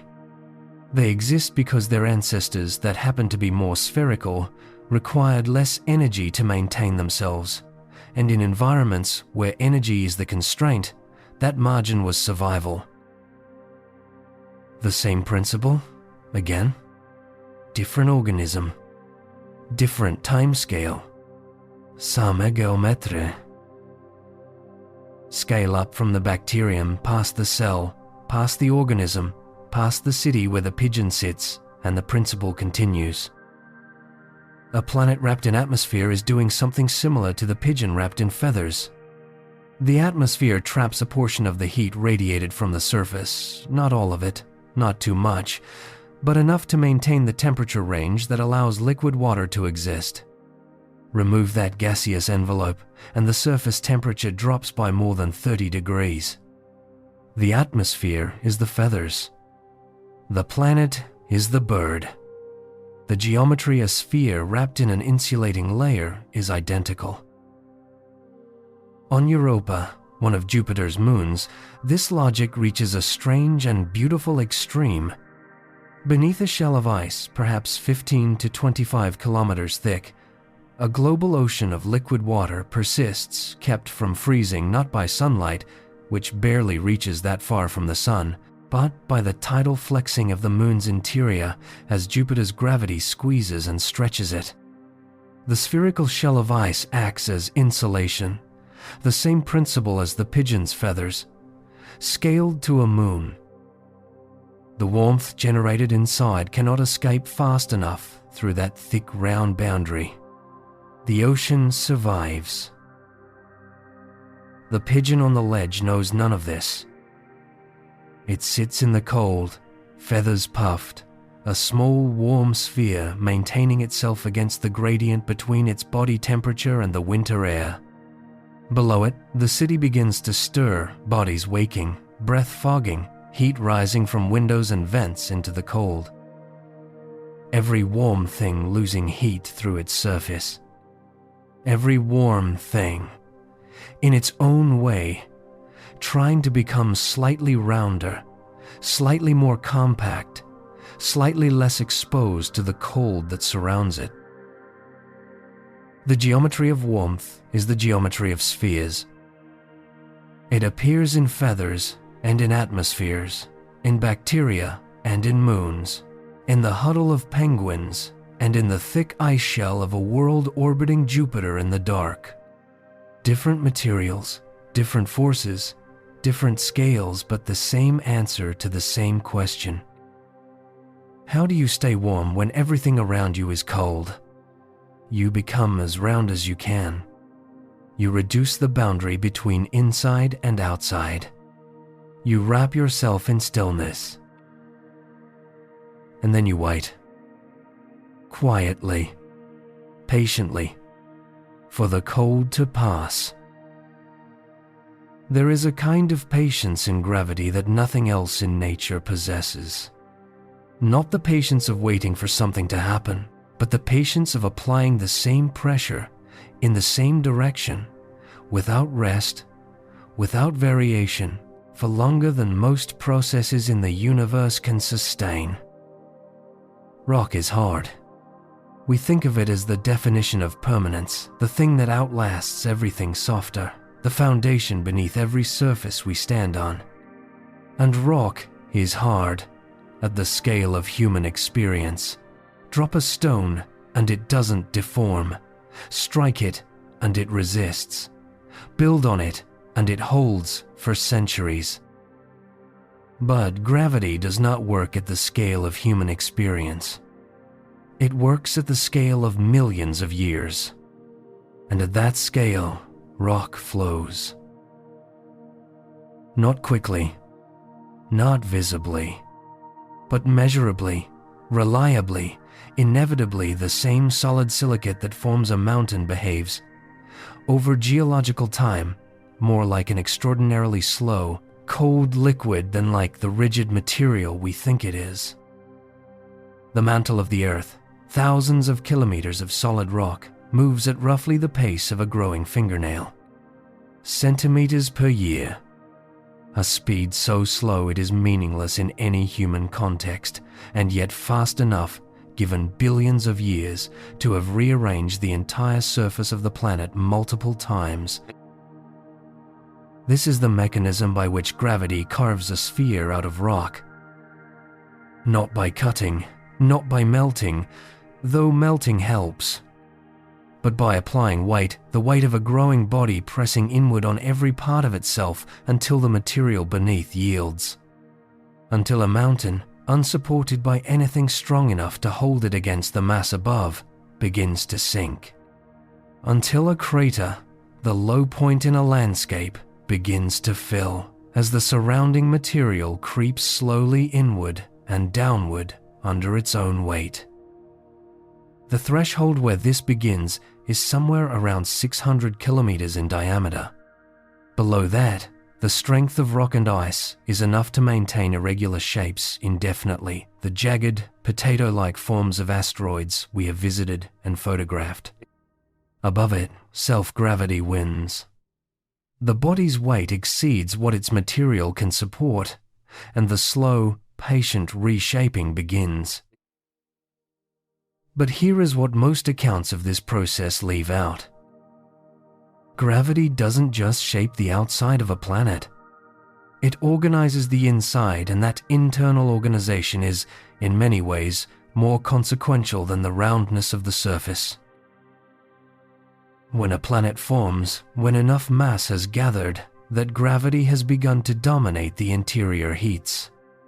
Partly from the kinetic energy of the collisions that built it, converted to heat on impact, partly from the compression of the growing body, which generates heat the way a bicycle pump warms when you compress air through it, partly from the decay of radioactive elements distributed through the rock, uranium, thorium, potassium, each one releasing heat as it transforms into something more stable. The interior, in other words, becomes soft. Not molten everywhere, not all at once, but soft enough that materials can move. And when materials can move, gravity sorts them. Denser things sink. Light things rise. Iron and nickel, heavier than the surrounding rock, begin to migrate downward toward the center slowly, over millions of years, sinking through the softened interior the way a dense object sinks through a thick fluid. Silicates, lighter and more buoyant, rise toward the surface. The planet, which began as a rough mixture of everything, separates itself into layers, a process called differentiation, driven entirely by gravity acting on density differences in a material that has become soft enough to respond. The result is not just a sphere. It is a layered sphere, dense iron core, rocky mantle, thin silicate crust, each layer, the product of gravity-sorting matter, by weight, over time scales longer than the sun has been shining. And those layers do something that the undifferentiated mixture could not do. The iron core liquid in its outer portion, solid in its inner moves. Convection currents in the liquid outer core, driven by the heat still escaping from within, generate electrical currents. Those currents produce a magnetic field that surrounds the planet, extending far into space, deflecting the stream of charged particles that pours outward from the sun. Without differentiation, without gravity, sorting iron downward to form a liquid outer core, Earth would have no magnetic field. Without the magnetic field, the solar wind would strip away the atmosphere. Without the atmosphere, the oceans would evaporate. Without the oceans, the particular chemistry of life as it exists here would have no medium to work in. The roundness of the Earth is not just an aesthetic consequence of gravity. It is the prerequisite for everything else. Gravity made the sphere. The sphere enabled differentiation. Differentiation made the core. The core made the field. The field held the atmosphere. The atmosphere held the oceans. The oceans held the chemistry. And the chemistry, over billions of years of iteration and accident and selection, made something that could eventually look up at the sphere it lived on and ask how it got there. The chain from gravity to life is not metaphorical. It is causal, each link following from the one before it, each one enabled by the same patient force that spent millions of years pressing rock into a round form, because that is what gravity, given enough time, inevitably does. Other worlds tell versions of the same story, each one shaped by the same process but ending differently. Mars differentiated. It has a core, a mantle, a crust, but its core cooled too quickly. The convection stopped, and the magnetic field faded roughly 4 billion years ago.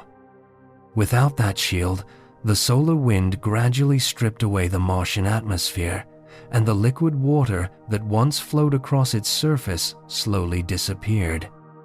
Mars became the cold, thin-aired, cratered world we see today. The roundness remained. The consequences of what happens inside the sphere did not. Venus differentiated as well, but its surface has been almost entirely resurfaced by volcanic activity in the geologically recent past, the interior heat escaping in a different way, the crust too thick to move in plates as Earth's does, the heat building until it erupts catastrophically across the whole surface. Venus is round and geologically active, and utterly inhospitable, a demonstration that the same initial process can reach very different endpoints depending on size, distance from the sun, and the particular way the interior heat finds its way out. What all of these worlds share is the beginning. A cloud of dust and rock and ice, gathering under gravity, heating as it grew, softening at its core, sorting itself by density, settling into a sphere as the weight exceeded what any material could resist. The same sequence, the same force, the same patient accumulation of pressure over time. The differences in outcome: a world with oceans and life, a world stripped of its air, a world buried under its own erupted crust, arose from variations in size, composition, and position around a star. The process was the same. The results were not. Gravity is patient enough to wait for either outcome. It shaped Earth into the conditions for everything that came after. It shaped Mars into silence. It shaped Venus into heat. It did not prefer one outcome over another. It simply applied the same force in the same direction to whatever mass was present for as long as it took. And somewhere in this solar system and in the hundreds of billions of other planetary systems we now know exist around other stars, the same process is still running. Dust gathering, bodies growing, interiors heating, layers separating, spheres forming from the rough material of young star systems, each one the product of gravity's oldest and most universal habit. Turning rubble into worlds. 1,000,000 years at a time.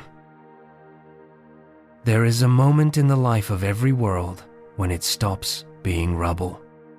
Not a dramatic moment. Not a visible one. No light flashes. No boundary is crossed that any observer could point to and say, "There, that was the instant." It happens slowly, across millions of years, as pressure accumulates and material yields, as the growing body's own weight finally exceeds what its rock and ice can resist. And at some point in that slow yielding, what was a collection of debris becomes something qualitatively different. The question of when that happens, the question of what a planet actually is, turns out to be one of the most genuinely difficult classification problems in science. Not because the physics is unclear. The physics is precise. There is a threshold of mass and size beyond which self-gravity overcomes material rigidity, and the body reshapes itself into a sphere. Below that threshold, you have an asteroid, a shape preserved by the strength of its own material against a gravity too weak to dominate. Above it, you have something round, something that has surrendered its angular edges to the inward pull of its own weight. The difficulty is that the threshold is not a line. It is a gradient, a zone of transition through which bodies pass at different rates depending on their composition, their temperature, their internal heat, and the particular history of collisions and accretion that built them.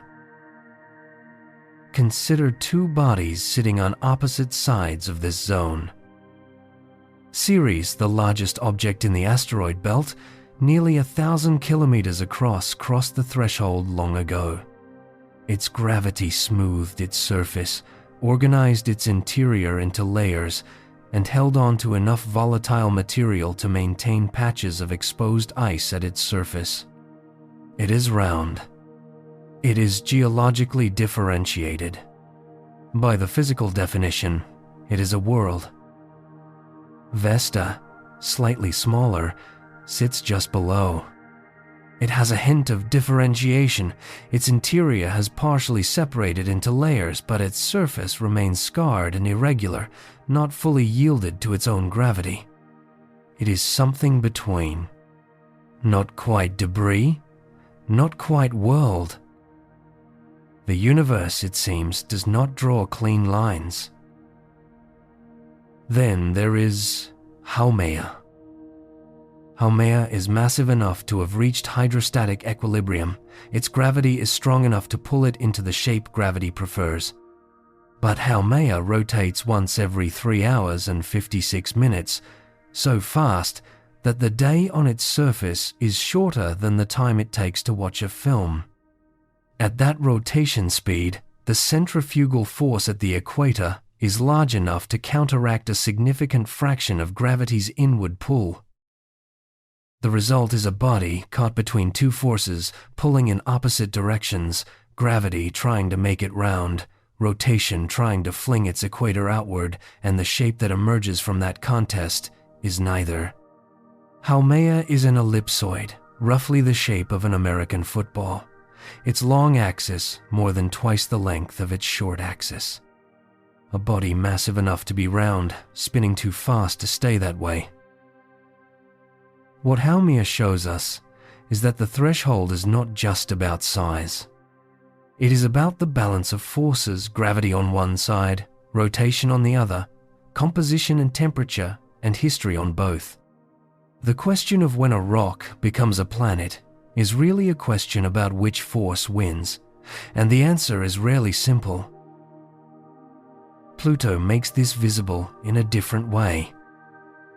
When a spacecraft finally flew close enough to photograph Pluto in detail, what it found was not the dead, static rock many expected. It found a world.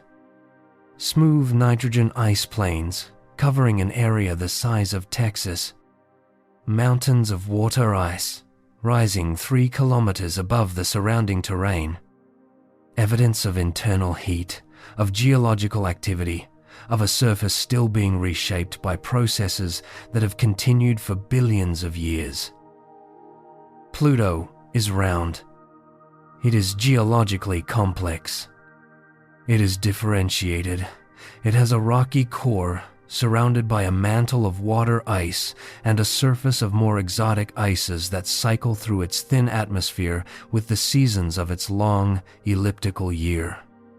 By every physical measure that matters for what a planet is, Pluto qualifies. And yet it was reclassified. Not because its physics changed, but because our understanding of the solar system's population changed. Pluto shares its orbital neighborhood with thousands of similar objects, the scattered remnants of the outer solar system's formation, bodies that never gathered enough mass to clear the space around them. In that context, Pluto is one among many, rather than one alone, and that distinction, more than any physical property, became the basis for its reclassification. The debate this generated was, in retrospect, about something deeper than Pluto. It was about what we mean when we say something is a planet. Whether the category is defined by the object's own properties, its shape, its internal structure, its geological life, or by its relationship to the space around it. Whether being a planet is something a body is, or something it does. The physical answer, the answer that gravity gives, is that the category begins when a body becomes round. When the mass exceeds what the material can resist, and the shape surrenders to the pull of its own weight. That is the threshold gravity draws. Everything beyond it is a world. Everything short of it is debris waiting to become one, or debris that never will. But the threshold is real, even when we argue about where exactly it falls. In the outer reaches of our solar system, in the cold dark beyond the last major planets, there are bodies we have barely glimpsed, objects ranging from a few kilometers to perhaps 1,000, tumbling slowly through orbits that will not bring them close to the sun for centuries. Some of them are already round. Some are not. Some are, in the transition, gradually accumulating mass, or gradually losing it to collisions, or simply drifting unchanged through the long silence of the outer solar system while the physics inside them works at its geological pace. Each one is a question. Has this one crossed the line? Is this one a world yet? Is this rubble or the beginning of something? Gravity does not answer these questions with words. It answers with shape. A round object has crossed the threshold. An irregular one has not. The shape is the record of the internal contest between the body's own weight pressing inward and the rigidity of its material pressing back. Roundness is the signature of gravity's victory. Angularity is the signature of material that has not yet surrendered. And somewhere in the outer dark, at this moment, a body is crossing that line. Slowly, invisibly, without announcement, its highest peaks sinking by millimeters per century, its deepest craters filling at a rate too slow for any instrument to measure directly.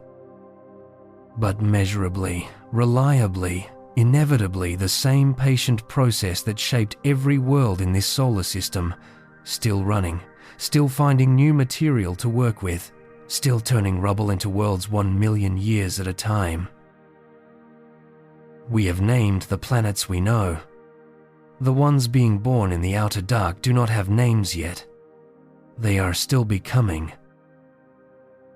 In August of 2006, a room full of astronomers in Prague voted on a question that had never needed a vote before.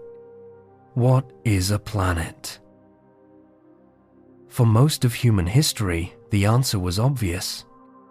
A planet was one of the bright wandering lights in the sky, the ones that moved against the fixed stars over weeks and months.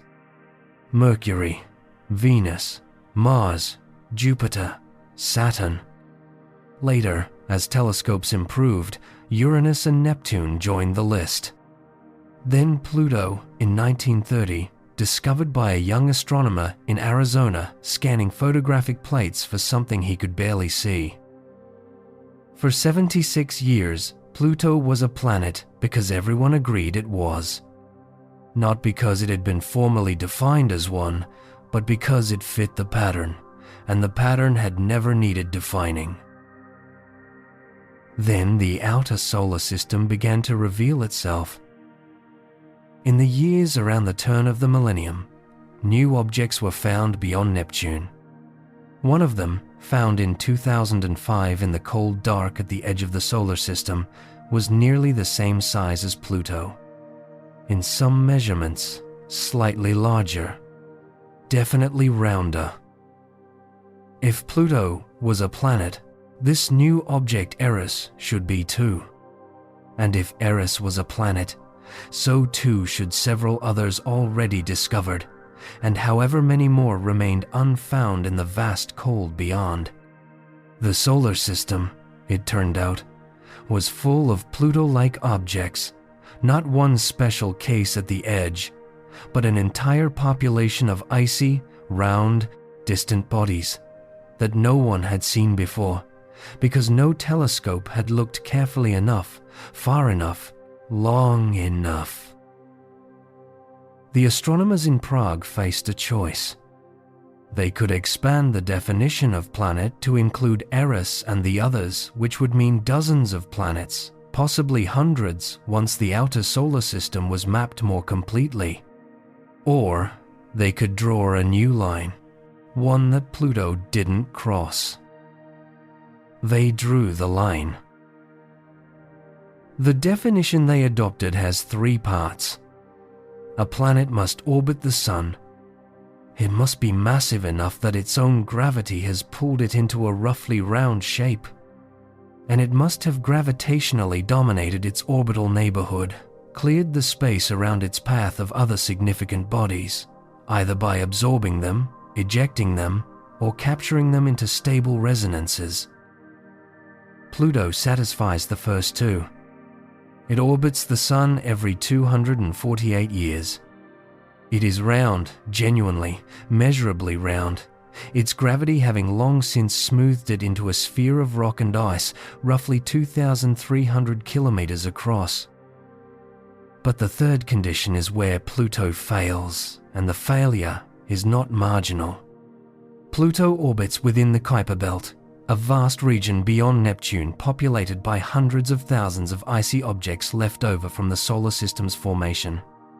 Pluto has not cleared this neighborhood. It cannot.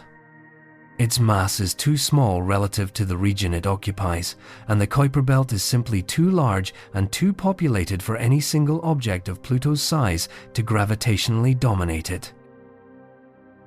For comparison, Earth has cleared its orbital neighborhood completely. The space along Earth's path around the Sun contains Earth, the Moon, and little else occasional visitors cross through, but nothing dwells there permanently, because Earth's gravity has long since removed everything that tried. Jupiter has done the same, though its immense gravity has also captured groups of asteroids into stable positions ahead, and behind it in its orbit objects held there by the geometry of gravity itself, unable to leave. Pluto shares its neighborhood with thousands of objects as large or larger than many things we'd consider significant. It is not the gravitational master of its region. It is one resident among many. This is where the debate becomes genuinely interesting, because reasonable people disagree about whether this distinction matters. One view holds that the third condition is exactly right, that what makes a planet is not just its own properties, but its relationship to the space around it. A planet is not just a round object orbiting a star. It is a gravitationally dominant body, something that has shaped the local environment of its orbit, that sits at the top of the local gravitational hierarchy. By this view, Pluto is genuinely not a planet, not as a demotion but as an accurate description of what it is. The other view holds that the third condition confuses the object with its neighborhood. Pluto's roundness is a property of Pluto. Its failure to clear the Kuiper Belt is a property of the Kuiper Belt, which is simply enormous, far larger than the regions that Earth or Jupiter have to clear, and populated with material left over from the outer solar system's formation. If Pluto were placed in Earth's orbital neighborhood, it would clear it. The fact that it orbits in a region too large and too dense for any object its size to dominate says more about where it is than what it is. Both arguments are serious. Neither is obviously wrong. And the fact that neither is obviously wrong tells us something important about the nature of classification in science.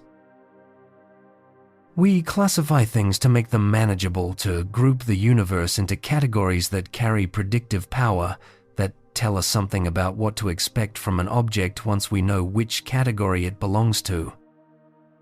The category of planet was useful for centuries because it grouped together the large, round, gravitationally dominant bodies that orbit the sun objects that have cleared their neighborhoods, that have geological complexity, that interact with their surroundings in particular ways. Pluto does some of these things and not others. It is round and geologically complex, but it has not cleared its neighborhood and sits in a crowded population of similar bodies. Whether it belongs in the category depends on which of those properties you consider essential to the category's purpose. And that is a choice, a human choice, not a physical one. The universe does not sort its objects into categories. We do. Pluto itself is unchanged by the vote. It continues to orbit at the edge of the solar system, completing one slow year every 248 of ours, locked in its gravitational dance with Neptune. 3 orbits of Neptune for every 2 of Pluto's, a rhythm that has kept them from colliding for billions of years. Its heart-shaped nitrogen plane continues to circulate in slow convection currents. Its thin atmosphere rises and falls with the seasons of its long elliptical year. Its reddish surface continues to be painted by tholins, the organic compounds produced when ultraviolet light breaks apart the methane in its air. It is what it was before the vote. The vote changed only the word we use for it. And perhaps that is the right way to understand this. Roundness is real. It is a physical property, produced by a physical process, the accumulation of enough mass that self-gravity overcomes material rigidity. A round body has crossed a threshold. It has become something that an irregular body has not. But the word planet is ours. We invented it to name something we observed, and as our observations expanded, the name had to either expand with them or be drawn more precisely. The astronomers in Prague chose precision. Others would have chosen differently. The debate continues, and will continue, because the universe is not obligated to arrange itself into categories that fit neatly into any language we invent for it. What roundness tells us is simpler and more durable than any definition.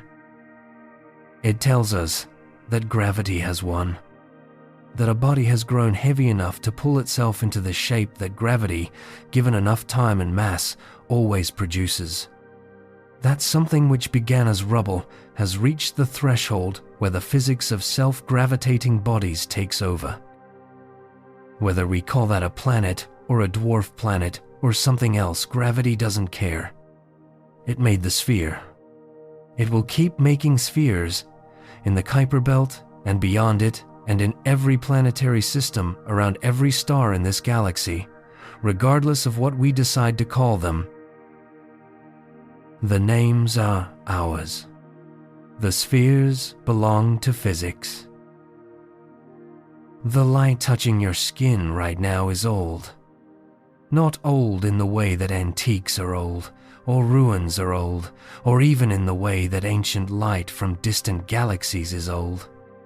Old in a stranger way, old in the sense that the journey it took to reach you was almost incomprehensibly longer than the final 8 minutes suggest.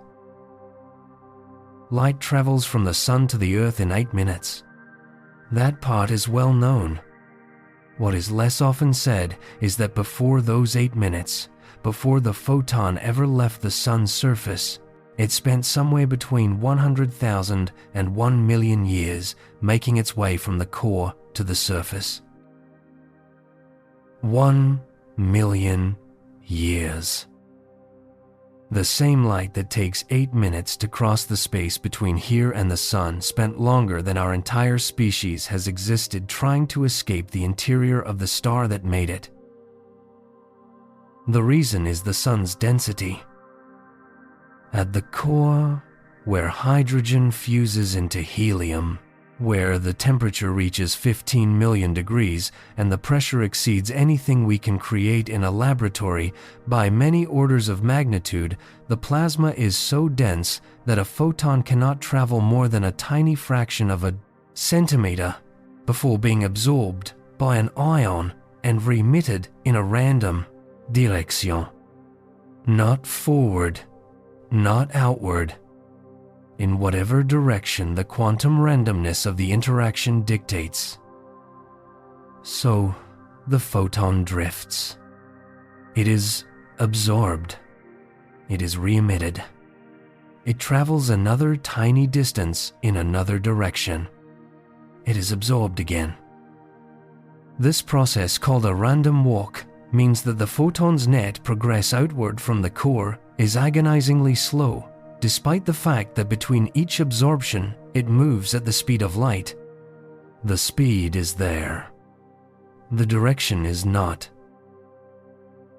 Over hundreds of thousands of years, the photon gradually, haphazardly, finds its way from the core, through the radiative zone, the dense inner region, where energy moves only by this slow, random exchange, and into the convective zone, where the plasma is churning, rising, falling, carrying energy outward in bulk currents like the circulation of a vast ocean.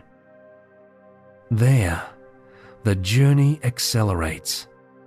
The convection cells, each one enormous beyond easy description, each rising and falling through the outer layers of the sun, carry the energy upward far faster than the random walk of the deep interior. The photon reaches the surface. And then 8 minutes. The light that falls on your face on a summer afternoon left the surface of the sun 8 minutes ago, and the core of the sun perhaps 1,000,000 years ago. It is simultaneously brand new and ancient. It carries within it the energy of a nuclear reaction that happened before our species developed language, processed through layer after layer of plasma, randomized and re-randomized through hundreds of thousands of years of absorption and re-emission, until finally it escaped and crossed the vacuum between here and there in the time it takes to make a cup of tea. That light is holding the sun together. Not that specific photon by the time it escapes. The pressure it represented has been distributed through countless interactions, but the process that produced it, the continuous generation of energy through fusion at the core, the continuous outward pressure that energy exerts against the inward pull of gravity, is what keeps the sun from collapsing. Gravity is pulling inward with the weight of 1,000,000 Earths. Fusion is pushing outward with the pressure of hundreds of billions of atmospheres. They are balanced, not approximately, not nearly, but precisely enough that the sun has maintained this equilibrium for 4.5 billion years without collapsing inward or exploding outward. And that balance is what makes the sun round. Because the balance is isotropic, the same in every direction. Gravity does not pull harder downward than sideways. Fusion pressure does not push more strongly at the equator than the poles. The forces are symmetric, and a symmetric balance produces a symmetric shape, a sphere, the only form where the pressure gradient from center to surface is the same in every direction simultaneously. The sun rotates faster at the equator than the poles, because it is not a rigid body, and different latitudes spin at different rates. That differential rotation distorts the shape slightly, bulging the equator outward relative to the poles. But the distortion is so small, the difference between the equatorial and polar diameters is less than 10 kilometers across a body, nearly 1.5 million kilometers wide, that if you held a scale model of the sun, the size of a basketball in your hands, you could not feel the difference. Your fingertips, pressed to the surface, could not detect the equatorial bulge. The sun is, to the precision of any instrument you could bring to it in daily life, a perfect sphere. Yet the surface is anything but still. Sunspots regions where intense magnetic fields suppress the convection, preventing the hot plasma from rising and leaving the surface temporarily cooler and darker, come and go on cycles of roughly 11 years, rising to solar maximum and falling to solar minimum in a rhythm driven by the sun's internal magnetic dynamics. Flares, sudden releases of energy from regions where the magnetic field becomes unstable, can release more energy in minutes than our civilization has consumed in its entire history.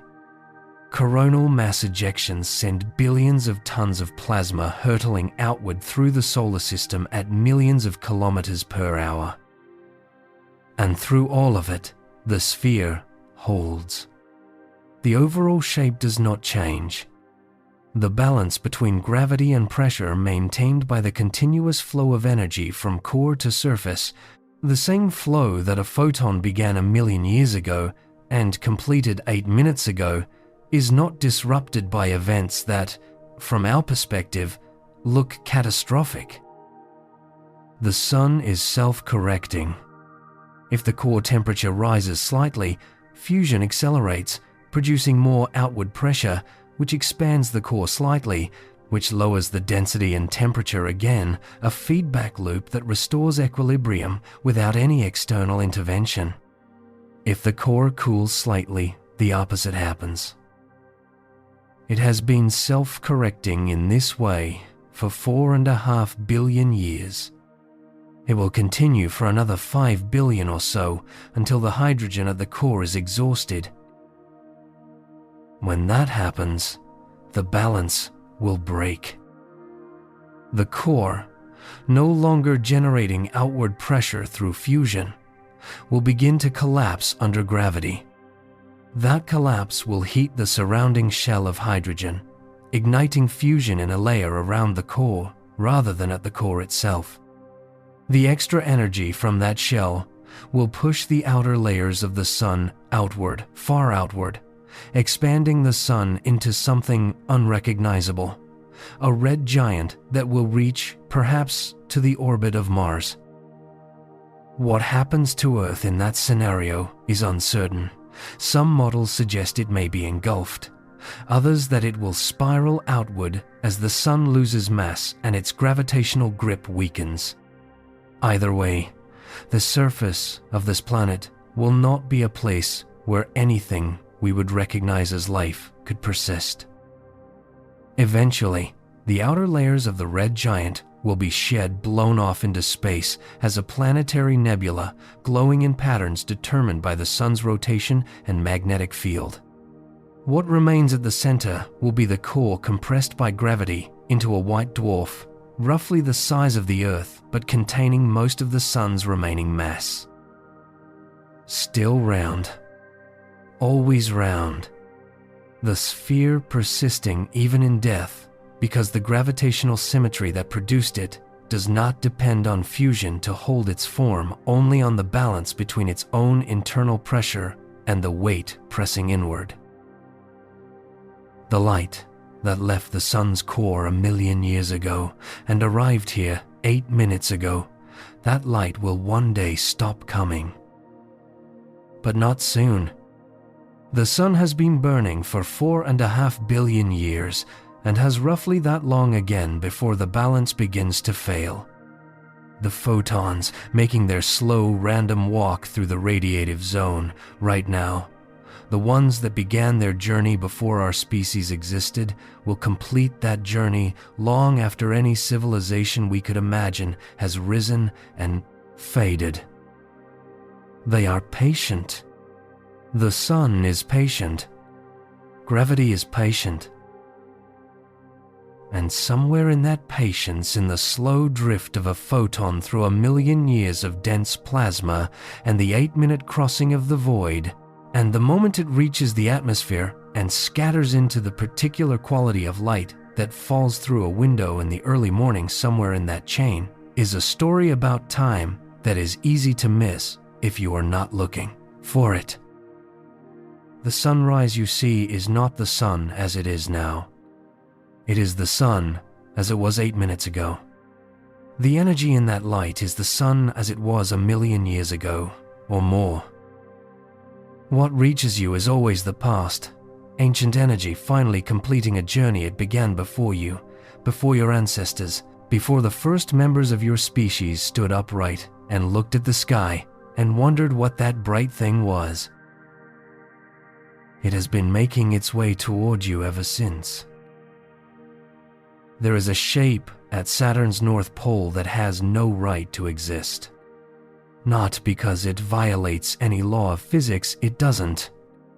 But because when you first encounter it, when you see the photograph and let your eyes follow the lines, something in your mind insists that what you're seeing cannot be natural. A hexagon. Perfect, stable, enormous. 6 sides, 6 corners, each angle as clean as if drawn by an instrument, encircling Saturn's North Pole in a band 30,000 kilometers across. large enough that 4 Earths could be placed inside it, side by side, and still not fill the space. It has been there for as long as we have been able to see it. It was there when the first spacecraft to visit Saturn photographed it in the 1980s. It was there when a later mission spent 13 years in orbit around the planet and watched it through every season. It rotates in sync with the planet's deep interior, not drifting, not dissolving, not blurring into the surrounding bands of cloud the way any reasonable storm pattern ought to. It simply persists. The explanation, when it comes, is both satisfying and slightly unsettling in the way that good physics explanations sometimes are. The hexagon is a standing wave, a pattern locked into the atmosphere by the interaction between a fast jet stream circling the pole and the slower winds at lower latitudes. Where the jet stream is deflected by these interactions, it carves a path, and the geometry of that deflection determined by Saturn's rotation rate, the wind speeds, and the Coriolis forces produced by the planet's spin happens to produce 6 lobes. 6, not 5. Not 7. 6 a number that falls out of the particular combination of speeds and sizes that Saturn happens to have. On a planet rotating slightly faster or slower, with winds blowing slightly harder or softer, the number of lobes would be different. Saturn's hexagon is, in a precise sense, a signature of Saturn, specifically a shape that could only be this shape on this planet. Laboratory experiments have reproduced it. Rotating tanks of water, spun at the right rate with the right flow conditions, produce polygonal waves, hexagons, pentagons, squares, depending on the parameters. The hexagon is not mysterious in the sense of being unexplained. It is mysterious in the sense of being unexpected, of being the answer to a question about what happens when you spin a planet at a particular rate and wrap a fast river of wind around its pole. The answer, it turns out, is geometry, the most orderly shape emerging from the most disorderly conditions. Saturn itself is already shaped by its spin in ways visible from across the solar system. The planet rotates in just over 10 hours less time than a long sleep for a world wide enough to hold 700 Earths. At the equator, the surface of the atmosphere is moving at roughly 36,000 kilometers per hour. The poles barely move by comparison. This difference in speed, the equator racing while the poles stand nearly still, means the centrifugal outward push is strongest at the middle and nearly absent at the top and bottom. The result is visible. Saturn's equatorial diameter is more than 11,000 kilometers greater than its polar diameter. If you could hold a scale model of Saturn the size of a grapefruit, the flattening at the poles would be obvious to the naked eye, a noticeable squash, not the subtle bulge that Earth's much slower rotation produces. And Saturn can afford this distortion because of what it is made of. Unlike Earth, solid rock and iron, stiff enough to resist being reshaped, Saturn is almost entirely hydrogen and helium, with a density so low that it would float on water if you could find an ocean large enough to place it in. This low-density gas responds to the centrifugal force more easily than rock would, flowing outward at the equator and allowing the planet to find its oblate equilibrium without any structural resistance. Deep inside, the pressure increases until the hydrogen, the same lightweight gas that fills a party balloon, is compressed into a state that conducts electricity like a metal. In that metallic hydrogen layer, currents flow, and those currents generate the magnetic field that surrounds Saturn and extends millions of kilometers into space. That magnetic field is, by itself, a mystery. Every planet with a magnetic field generated by internal currents has a field that is tilted relative to its rotation axis. The magnetic poles sit at some angle from the geographic poles. Earth's magnetic north is currently about 11 degrees from the geographic north. Saturn's field is aligned to within less than 1 degree, almost perfectly axially symmetric in a way that no current model of planetary dynamos fully explains. The symmetry that produced the hexagon at the poles has somehow also produced a magnetic field so symmetric that it breaks the predictions of the theory meant to describe it. Saturn keeps presenting perfect shapes in places where imperfection is expected. The rings extend this pattern outward. From Earth, Saturn's rings look like solid, graceful arcs, flat and still, like something frozen in glass. Up close, they are anything but.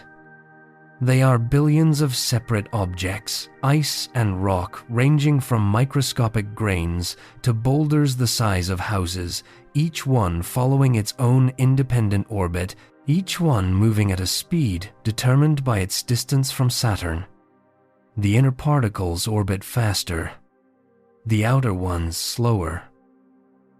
That difference in speed is what keeps them from forming a moon. If two particles drift together, the difference in their orbital velocities pulls them apart again before they can accumulate enough mass to hold together against the tides from Saturn's gravity.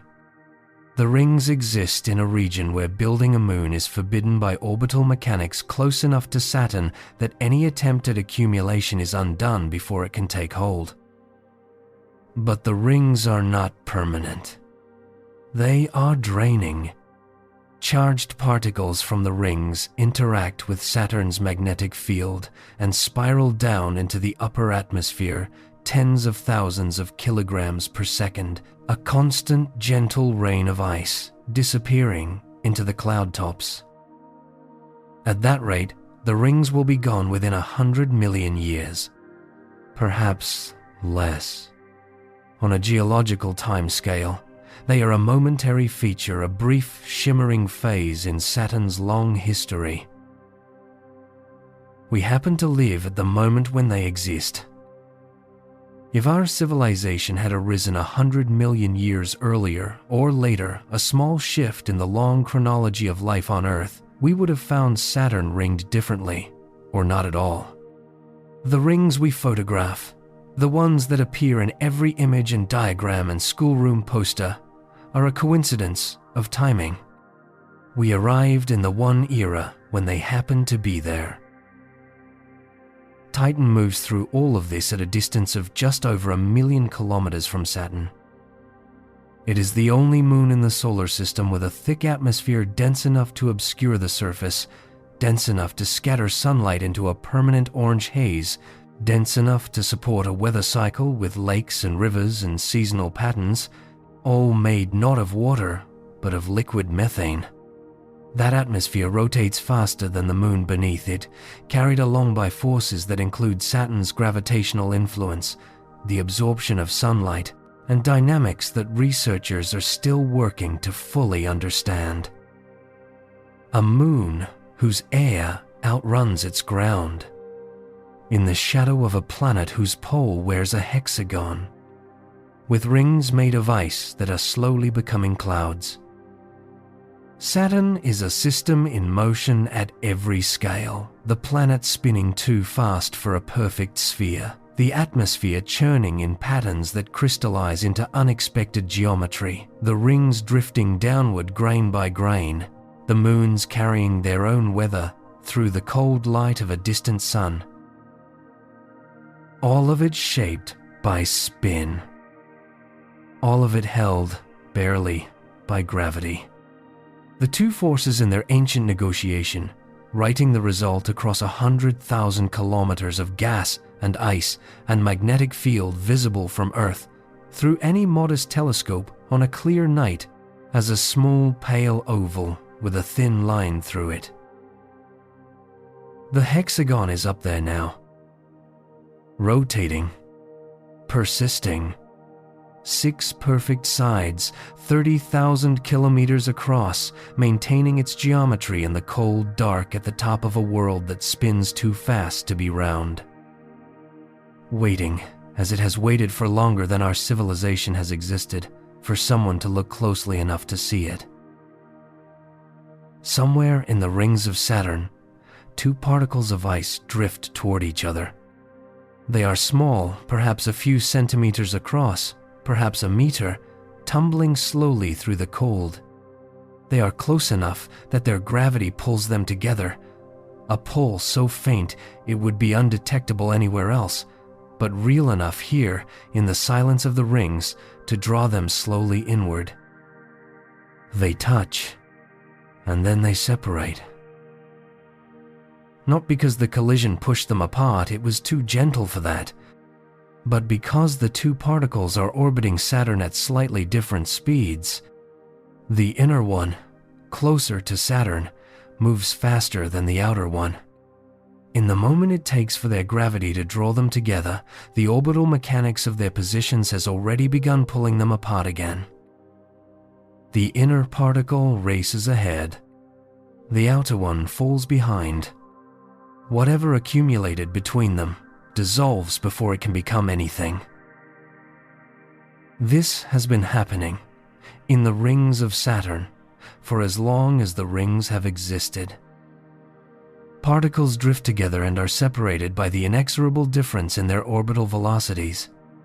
It is called Keplerian shear, the way that orbiting bodies at different distances from a central mass move at different speeds, and how that difference in speed creates a constant tearing motion across any structure that tries to hold together. In the rings, Keplerian shear is relentless. The inner edge of the main ring system orbits Saturn in roughly 6 hours. The outer edge takes closer to 14. That difference in speed, the inner particles racing ahead while the outer ones lag, ensures that any two particles that drift into contact are moving at different velocities, and that difference pulls them apart almost as fast as gravity can draw them together. The rings are forbidden from becoming a planet not by the absence of the right ingredients, but by the geometry of where they are. There is a boundary, a distance from a massive body inside, which tidal forces overcome the self-gravity of any accumulating mass. Inside this limit, the gravitational difference between the near side and the far side of any object that tries to grow is large enough to pull it apart faster than its own gravity can hold it together. Saturn's rings lie almost entirely within this region. Outside it, moons form freely. Titan, Enceladus, Mimas, Rhea, all the moons of Saturn orbit beyond the point where tidal forces dominate. Their gravity was strong enough in their respective positions to hold their material together against Saturn's tidal pull. Inside the ring region, nothing can reach that critical size. Every attempt is undone. Every accumulation is sheared apart before it can become self-sustaining. And yet, not everything within the rings is prevented from growing. Within the gaps in the cleared spaces between the ring bands, small objects have managed to accumulate. Pan, which orbits within the Encke gap in the outer rings, is roughly 35 kilometers across, elongated, with a distinctive ridge around its equator formed by ring material that has settled onto it over time. Daphnis, smaller, orbits within the Keeler gap, and its passage through the ring material raises waves on either side of its path, ripples in the ice that extend hundreds of kilometers and take hours to settle. These small moons are the largest things the ring region will allow. They exist because they orbit in the gaps, where the ring density is low enough that their gravity can hold their material against the tidal forces. They are the maximum size that physics permits in that location any larger, and Saturn's tides would begin to win. Daphnis moving through its gap is one of the most striking images the Cassini spacecraft ever captured. A tiny body, a few kilometers across, carving waves in a plane of ice particles that stretches for hundreds of thousands of kilometers in every direction. The waves it raises have peaks and troughs, crests tilted at precise angles determined by the orbital mechanics of the particles as they respond to the gravitational tug of the moon passing among them. The patterns are predictable, calculable, exact. Chaos producing geometry, the way Saturn's hexagon produced geometry. The mathematics of the situation finding its expression in visible form. Farther out in the rings, larger moons shape structure from a distance. Mimas, roughly 400 kilometers across, orbiting well beyond the outer edge of the main rings, has carved a wide gap in the ring system through nothing more than the rhythm of its orbit. Any particle orbiting at a particular distance from Saturn completes exactly 2 orbits for every 1 orbit that Mimas completes. Every time such a particle and Mimas come close to each other, which they do with the regularity of clockwork, because their orbital periods are locked in this 2-to-1 ratio, Mimas gives the particle a small gravitational nudge in the same direction. The nudges accumulate. Over thousands of orbits, over millions of years, the accumulated effect of those repeated tugs has cleared a gap in the rings nearly 5,000 kilometers wide, a dark band visible from Earth through a modest telescope. A moon 100,000 kilometers away has sculpted a structure in the rings with the precision of an engraving tool, using nothing but the mathematics of orbital timing. This is what orbital resonance does. It takes the faint, repeated gravitational interactions between bodies moving in predictable paths and amplifies them over time into visible, structural consequences. The gap is not the result of a single event.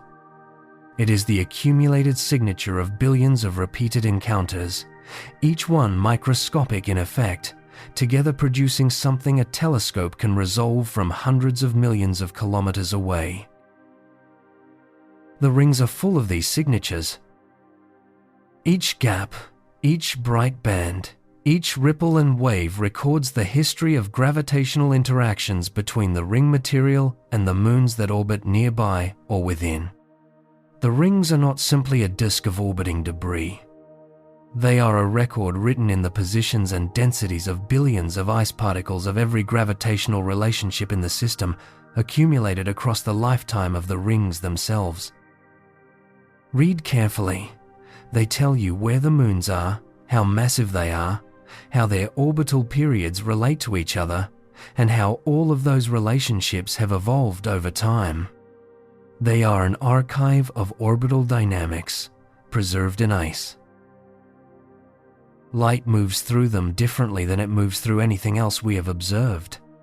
When the sun is behind the rings, when we see them in silhouette, they become nearly transparent, the spaces between particles revealing how much of the ring is absence rather than presence.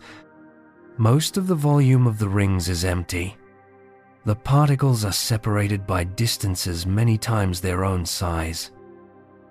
What looks, from Earth, like a solid surface is an illusion created by the sheer number of small objects, each one scattering a little light, together producing the impression of something continuous. The rings exist at the edge of what gravity can build.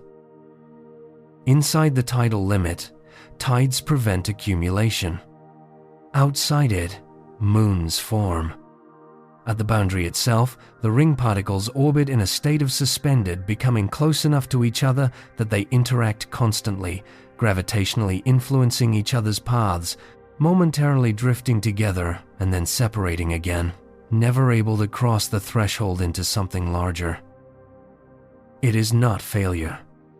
It is equilibrium at a particular scale, the scale where tidal forces and self-gravity precisely balance, where Keplerian shear undoes what gravity begins, where the mathematics of orbital mechanics finds a configuration that persists without resolving into either a solid body or dispersed gas.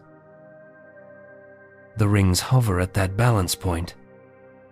They have been hovering there, in their current form, For a time that is short by planetary standards, but long by any measure that fits inside a human mind, tens of millions of years of particles drifting together, separating, following their precise orbital paths, being nudged by moons, being shaped by resonances, gradually losing material to Saturn's gravity and to the solar wind, slowly thinning while maintaining the structure that remains.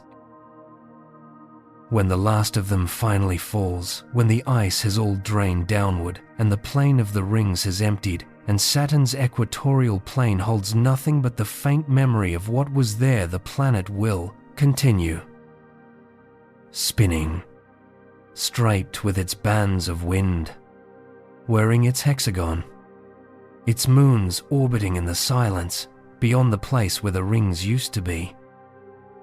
And the mathematics that held the rings, the same mathematics that kept two particles from merging, that carved a gap 5,000 kilometers wide with nothing but orbital timing, that raised waves in ice with the passage of a moon the size of a small city, that mathematics will still be there, still running, still finding its expression in whatever structure remains. Saturn is tilted, not slightly 27 degrees, leaning away from the plane of its orbit around the Sun, its poles angled toward and away from us as the years pass in their long procession. That tilt is why the rings appear differently from Earth depending on when you look. Sometimes they open wide, displaying their full geometry. Sometimes they narrow to a thin line, nearly edge-on, almost invisible. And sometimes, at the right moment in Saturn's long year, they catch the light at an angle that makes them seem to glow from within. The tilt is one of the things that makes Saturn beautiful. It is also, if a particular theory is correct, a wound. For most of the history of planetary science, the rings and the tilt were treated as separate features of Saturn I, a consequence of the planet's formation and early history, the other an accident of whatever collision or gravitational interaction early in the solar system's life had knocked the planet off vertical. They were catalogued and measured and described, but not connected. Then, in the past few years, researchers began looking more carefully at both features, simultaneously, at the tilt, at the rings, and at the gravitational relationship between Saturn and Neptune that had puzzled dynamicists for decades. Neptune orbits the Sun at a particular rate, and for a long time, a resonance between Neptune's gravitational pull and Saturn's axial oscillation seemed to explain the tilt. But the numbers were never quite right. The resonance existed, but it was not quite strong enough to have produced the tilt we observe. Something was missing, something that had contributed its gravitational mass to the resonance and then disappeared. The missing something, the theory proposes, was a moon. Not a small moon, a significant one. Perhaps 100 kilometers across, perhaps larger. An icy world orbiting Saturn at a distance close enough that its gravitational influence was part of the resonance, part of the coupling between Saturn's axial wobble and Neptune's distant pull. A moon massive enough to matter, and close enough to Saturn that tidal forces were slowly working on its orbit, drawing it inward. Gradually, over millions of years, the orbital decay brought it closer. Closer and closer still, until it crossed the boundary inside which Saturn's tidal forces exceeded the moon's own self-gravity. The boundary that, as we have seen, rings cannot cross outward and moons cannot cross inward. The moon crossed it, and Saturn tore it apart. The destruction would not have been instantaneous. Tidal disruption of a body that size unfolds over time, the moon elongating as the difference in gravitational pull between its near side and far side exceeds what its material can withstand, stretching into an arc, then fragmenting, the pieces spreading along the orbital path, colliding with each other, breaking into smaller fragments, those fragments colliding again, the cascade continuing until what had been a coherent world was distributed in a plain of ice and rock around Saturn's equator. The rings? And in the same event, the Moon's gravitational contribution to the resonance with Neptune was removed. Without that mass, the resonance weakened, and Saturn, freed from the constraint that had been amplifying Neptune's pull on its axis, began to drift. The tilt that had been locked in place by the resonance decoupled from it. Saturn's axis settled at whatever angle it happened to be at in that moment and has remained there since. 27 degrees. The angle at which the rings appear widest from Earth, the angle that makes them shimmer and spread, may be a direct consequence of the destruction of the Moon that made them. The beauty and the wound are the same event, seen from different angles. This theory has a name. The destroyed Moon is called chrysalis, after the casing a caterpillar dissolves within before becoming something new. The name is chosen deliberately. The Moon did not simply die. It transformed. What had been a world differentiated, perhaps, with its own geology, its own interior structure, its own history of impacts and resurfacing, became something else. Something spread across 100,000 kilometers of orbital space, shimmering in the sunlight, visible across the solar system. The transformation destroyed the world and created the rings simultaneously. The debris that forms the rings is the same material that once composed chrysalis, its ice, its rock, its organic compounds, all redistributed into the orbital plane, all now following the paths that tidal disruption assigned to them. When we look at Saturn's rings, we are looking at a world that ended, disaggregated, spread thin, made beautiful by the very forces that destroyed it. The ice in the rings is remarkably pure, more than 95% water ice, with only traces of the silicate rock and organic material that would be expected from a disrupted moon. This purity is part of what makes the rings so reflective, what makes them glow as they do when the light catches them. It is also part of what makes them young. Ice, exposed to the space environment, does not stay pure. Radiation darkens it. Micrometeorites carry organic material that coats the surface, gradually reddening it over millions of years. The fact that Saturn's rings are still so bright, still so nearly white, tells us they have not been exposed for very long. Not on geological timescales. The destruction of chrysalis, the theory suggests, happened relatively recently, within the last 100 million years, perhaps less. When the non-avian dinosaurs were flourishing on Earth, when the continents were arranged differently, when the climate was warmer, when the oceans were at different levels, Saturn's rings may not have existed in the form we know them. Or they may have been younger, brighter, still redistributing themselves from the initial disruption. The solar system that existed then, seen from outside, would have looked different from the one we inhabit.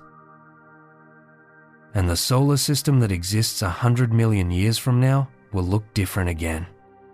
The rings will be gone, or nearly so, drained by the magnetic forces that carry charged ice particles down into Saturn's atmosphere, eroded by micrometeorites, drawn inward by the same tidal forces that destroyed chrysalis in the first place. The process that created the rings is the same process that is ending them. Tidal forces built them by tearing apart their source material. Tidal forces are ending them by slowly drawing the debris back in. Saturn will be left, as it was before chrysalis fell, a massive, fast-spinning gas planet with a family of moons and a slight darkening in the equatorial plane where the rings used to be. still tilted 27 degrees. The tilt remaining, even after the rings that caused it have gone a permanent record, written into the planet's orientation in space, of a moon that no longer exists. There is something in this that feels significant, though I am not certain I can say precisely why. The rings are temporary. We know this. We can measure the rate at which they are draining and calculate when they will be gone. The tilt is permanent, or as permanent as anything in the solar system, which is to say it will persist for billions of years, long after the rings have vanished. The scar outlasts the wound. The orientation of a planet in space carries the memory of a destruction that happened 100 million years ago, while the material of that destruction slowly returns to the planet that created it. We are here in the one era when both are visible, the rings still spread across the orbital plane, the tilt still angled at the particular inclination that Chrysalis's destruction left it at. We can look at Saturn and see both at once the wound and the beauty it became, the temporary and the permanent, the material dispersed and the orientation preserved. All of it the consequence of a single event written across a planet in ice and geometry, still legible after 100 million years. The moon chrysalis does not exist anymore. But it is still visible if you know how to read it. In the tilt of the rings as they catch the light, in the angle of the planet against the dark, in the brightness of ice that has not yet had time to darken, preserved from the moment of destruction, still carrying the purity of something that was once a world. The moon is not supposed to exist. Not in the sense that it violates any law, it doesn't. But in the sense that the conditions required to produce it were so specific, so violent, and so improbable that if you ran the history of the solar system again from the beginning with slightly different initial conditions, the odds of arriving at a large moon orbiting a rocky planet at this particular distance are not high. We are, in some sense, the beneficiaries of a catastrophe. About 4.5 billion years ago, the young Earth was struck by something approximately the size of Mars. Not grazed, struck. At a speed and angle that released more energy in the impact than the sun will radiate in several million years. What happened next is the part that took scientists decades of modeling to understand and is still not fully resolved. The standard picture, the one that held for a long time, was that the impactor, which researchers call Theia, was partially absorbed by Earth and partially ejected into orbit as a disk of molten debris, and that the moon formed from that disk over the following thousands of years. But the rocks brought back from the moon's surface complicated this picture.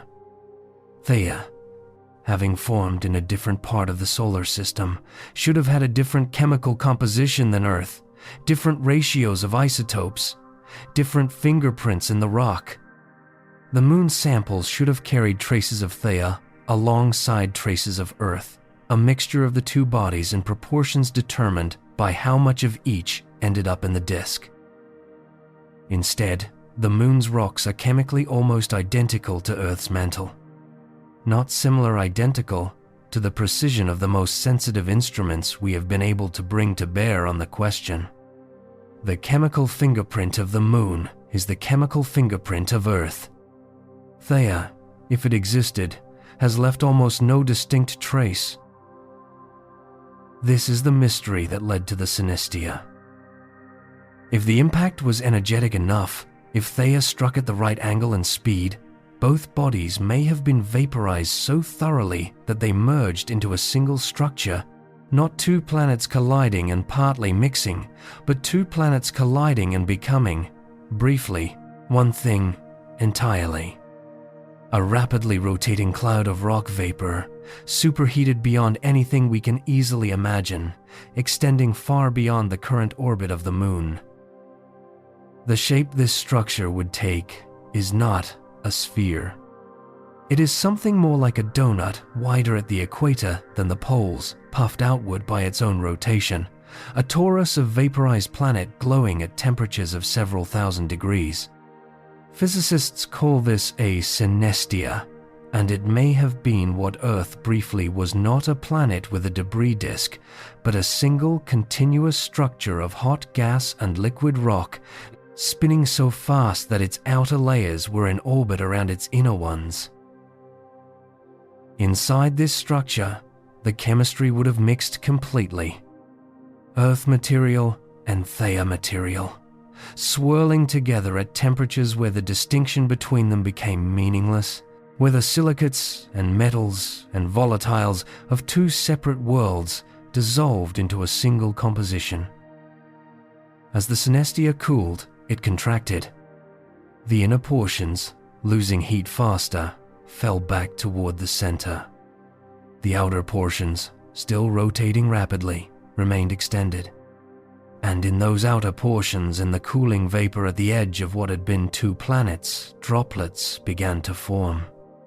Not falling, coalescing, condensing out of the vapor the way dew condenses from humid air, but on a scale that dwarfs any weather system Earth has ever known. Those droplets found each other. They merged. They grew. And as they grew, their gravity drew in more of the surrounding vapor, accelerating the accumulation until a body had formed that was large enough to hold itself together against the remaining tidal forces, a moon, condensed from the vaporized remains of two worlds, carrying within it the chemical signature of Earth, because by the time it formed, the distinction between Earth material and Theia material no longer existed. The moon is not Earth's child, exactly, and not Theia's remnant, exactly. It is what remained when both of them briefly became the same thing, the crystallized edge of a catastrophe, the solid residue of a moment when this planet was vapor. It cooled slowly. Its surface, still molten for millions of years after formation, gradually solidified as heat radiated away into space. The heavier minerals sank inward as the magma ocean crystallized, while lighter materials floated upward, forming the pale highlands that cover most of the far side. And then the bombardment came, the period of intense cratering that scarred its surface, the record of which is preserved there still, because the moon has no plate tectonics to erase it, no weather to erode it, no processes powerful enough to smooth away what was written in those first billion years. The moon is a record, not just of its own formation, but of what the early solar system was doing, how many objects were flying through the inner system, at what sizes and speeds, during the period when life was just beginning to establish itself on Earth. And the moon was doing something during that period that mattered enormously for everything that came after. Earth's rotational axis is tilted about 23 degrees from vertical, the tilt that gives us our seasons, the angle that means the northern hemisphere leans toward the sun in June and away in December.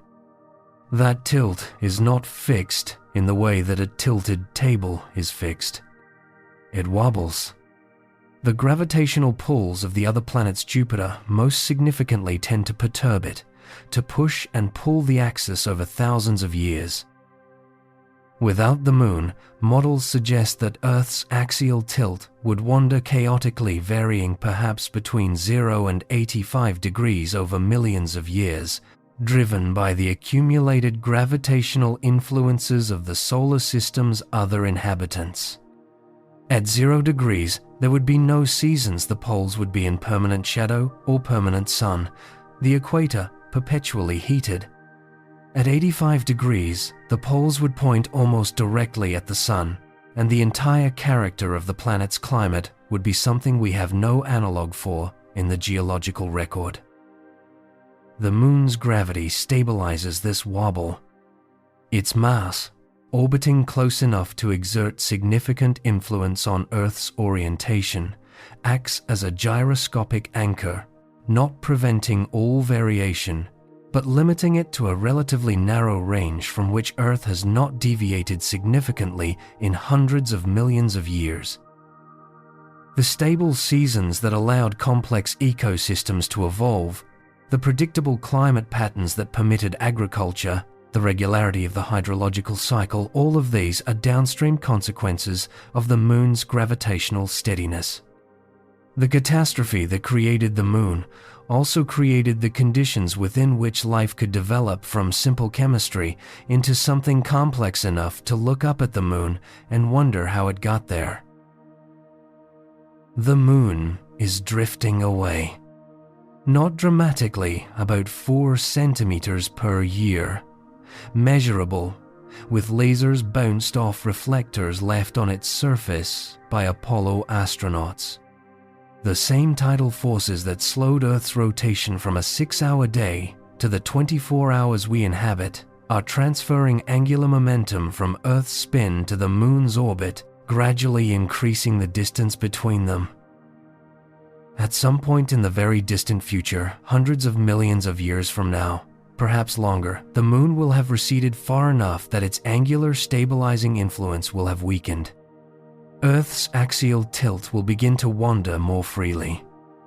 The seasons will become less predictable. The climate patterns that complex life depends on will shift in ways that cannot be predicted from here.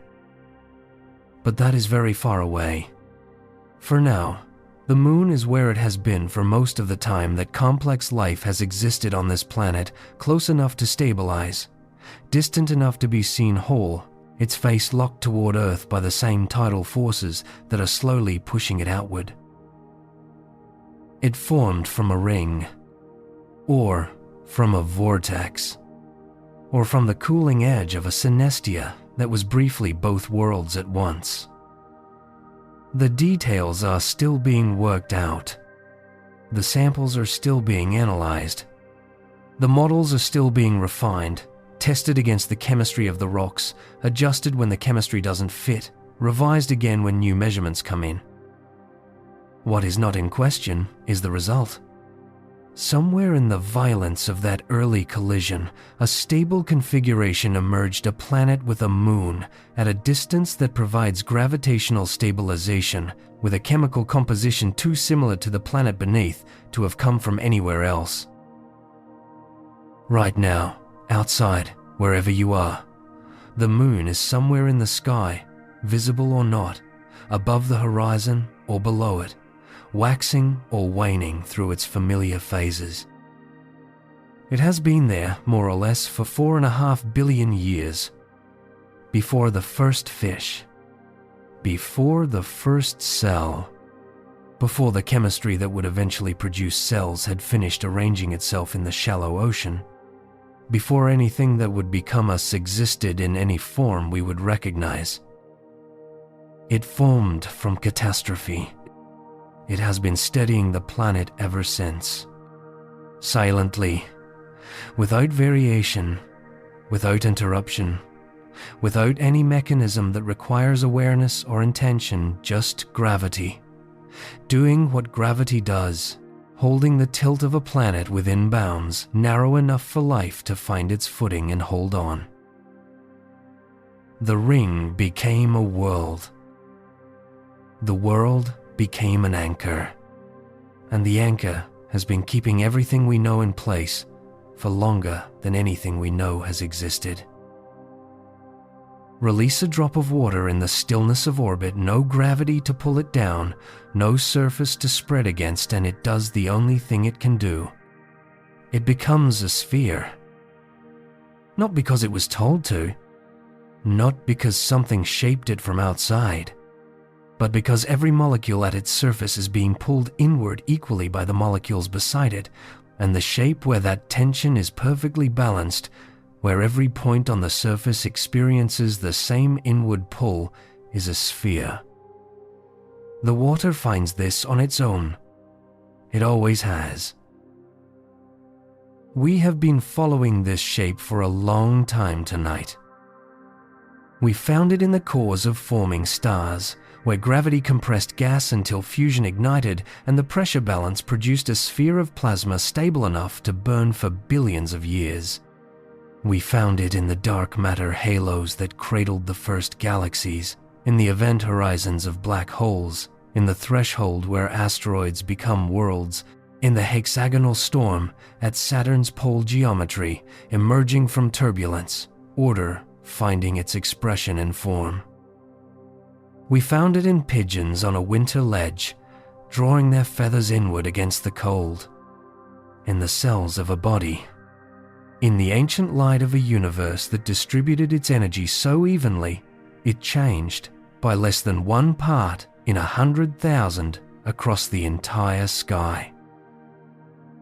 The same shape at every scale, the same answer to the same question, asked by different forces in different materials across 14 billion years.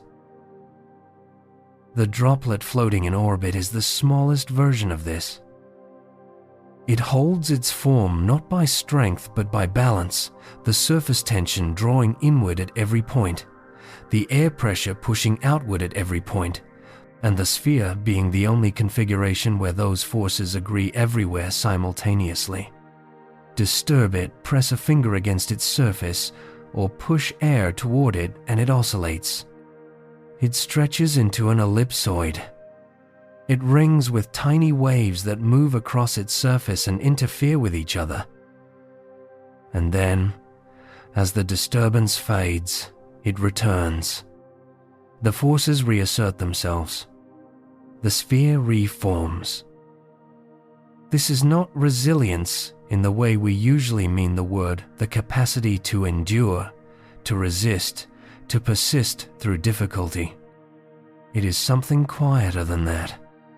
The sphere does not resist disturbance. It simply returns to equilibrium when the disturbance ends, because equilibrium is the lowest available state, and nature always finds its way to the lowest available state if given enough time and freedom to do so. 14 billion years of this. Matter finding its most stable configuration again and again in response to whatever forces surround it. Dust becoming planets. Gas becoming stars. A collision becoming a moon. A dying star becoming a white dwarf, still round, still balanced, cooling slowly into the dark. And the droplet, in its orbit, finding its sphere, without being told the smallest possible demonstration of the same principle that has been operating at every other scale the universe contains. There is a version of this that is happening in you, right now. Not metaphorically. Every cell in your body is maintaining a pressure difference between its interior and the fluid surrounding it. The membrane holding each cell together is finding its equilibrium shape, the configuration where the tension in the membrane is balanced by the pressure inside, where the forces have reached the kind of local agreement that produces a stable boundary. The atoms in your body were forged in the cores of stars in the spherical interiors, where gravity and fusion found their balance, held steady for billions of years, until the star's hydrogen was exhausted and the equilibrium broke and the outer layers scattered into the surrounding space. Those atoms drifted through the interstellar medium, were gathered by gravity into the cloud that became the solar system, were incorporated into the dust that became the Earth, were cycled through geology and chemistry and biology over billions of years, and eventually became the particular arrangement of matter that is, right now, drawing breath and lying still in the dark. The same forces that shaped the droplet shaped the stars that made you. Not similar forces, the same ones, the same mathematics, the same tendency toward the minimum energy state, the same return to equilibrium after disturbance. When you breathe out, the pressure inside your lungs equalizes with the air outside. When your heart beats, The pressure wave it creates moves through your arteries at a speed determined by the same fluid dynamics that govern how plasma moves through the outer layers of the sun. When you are still, the cells of your body continue their quiet work, maintaining boundaries, exchanging material, finding and holding their local equilibriums, all of it governed by the same physics that holds a droplet in orbit into a sphere. The universe is not doing something to you. You are part of what the universe is doing.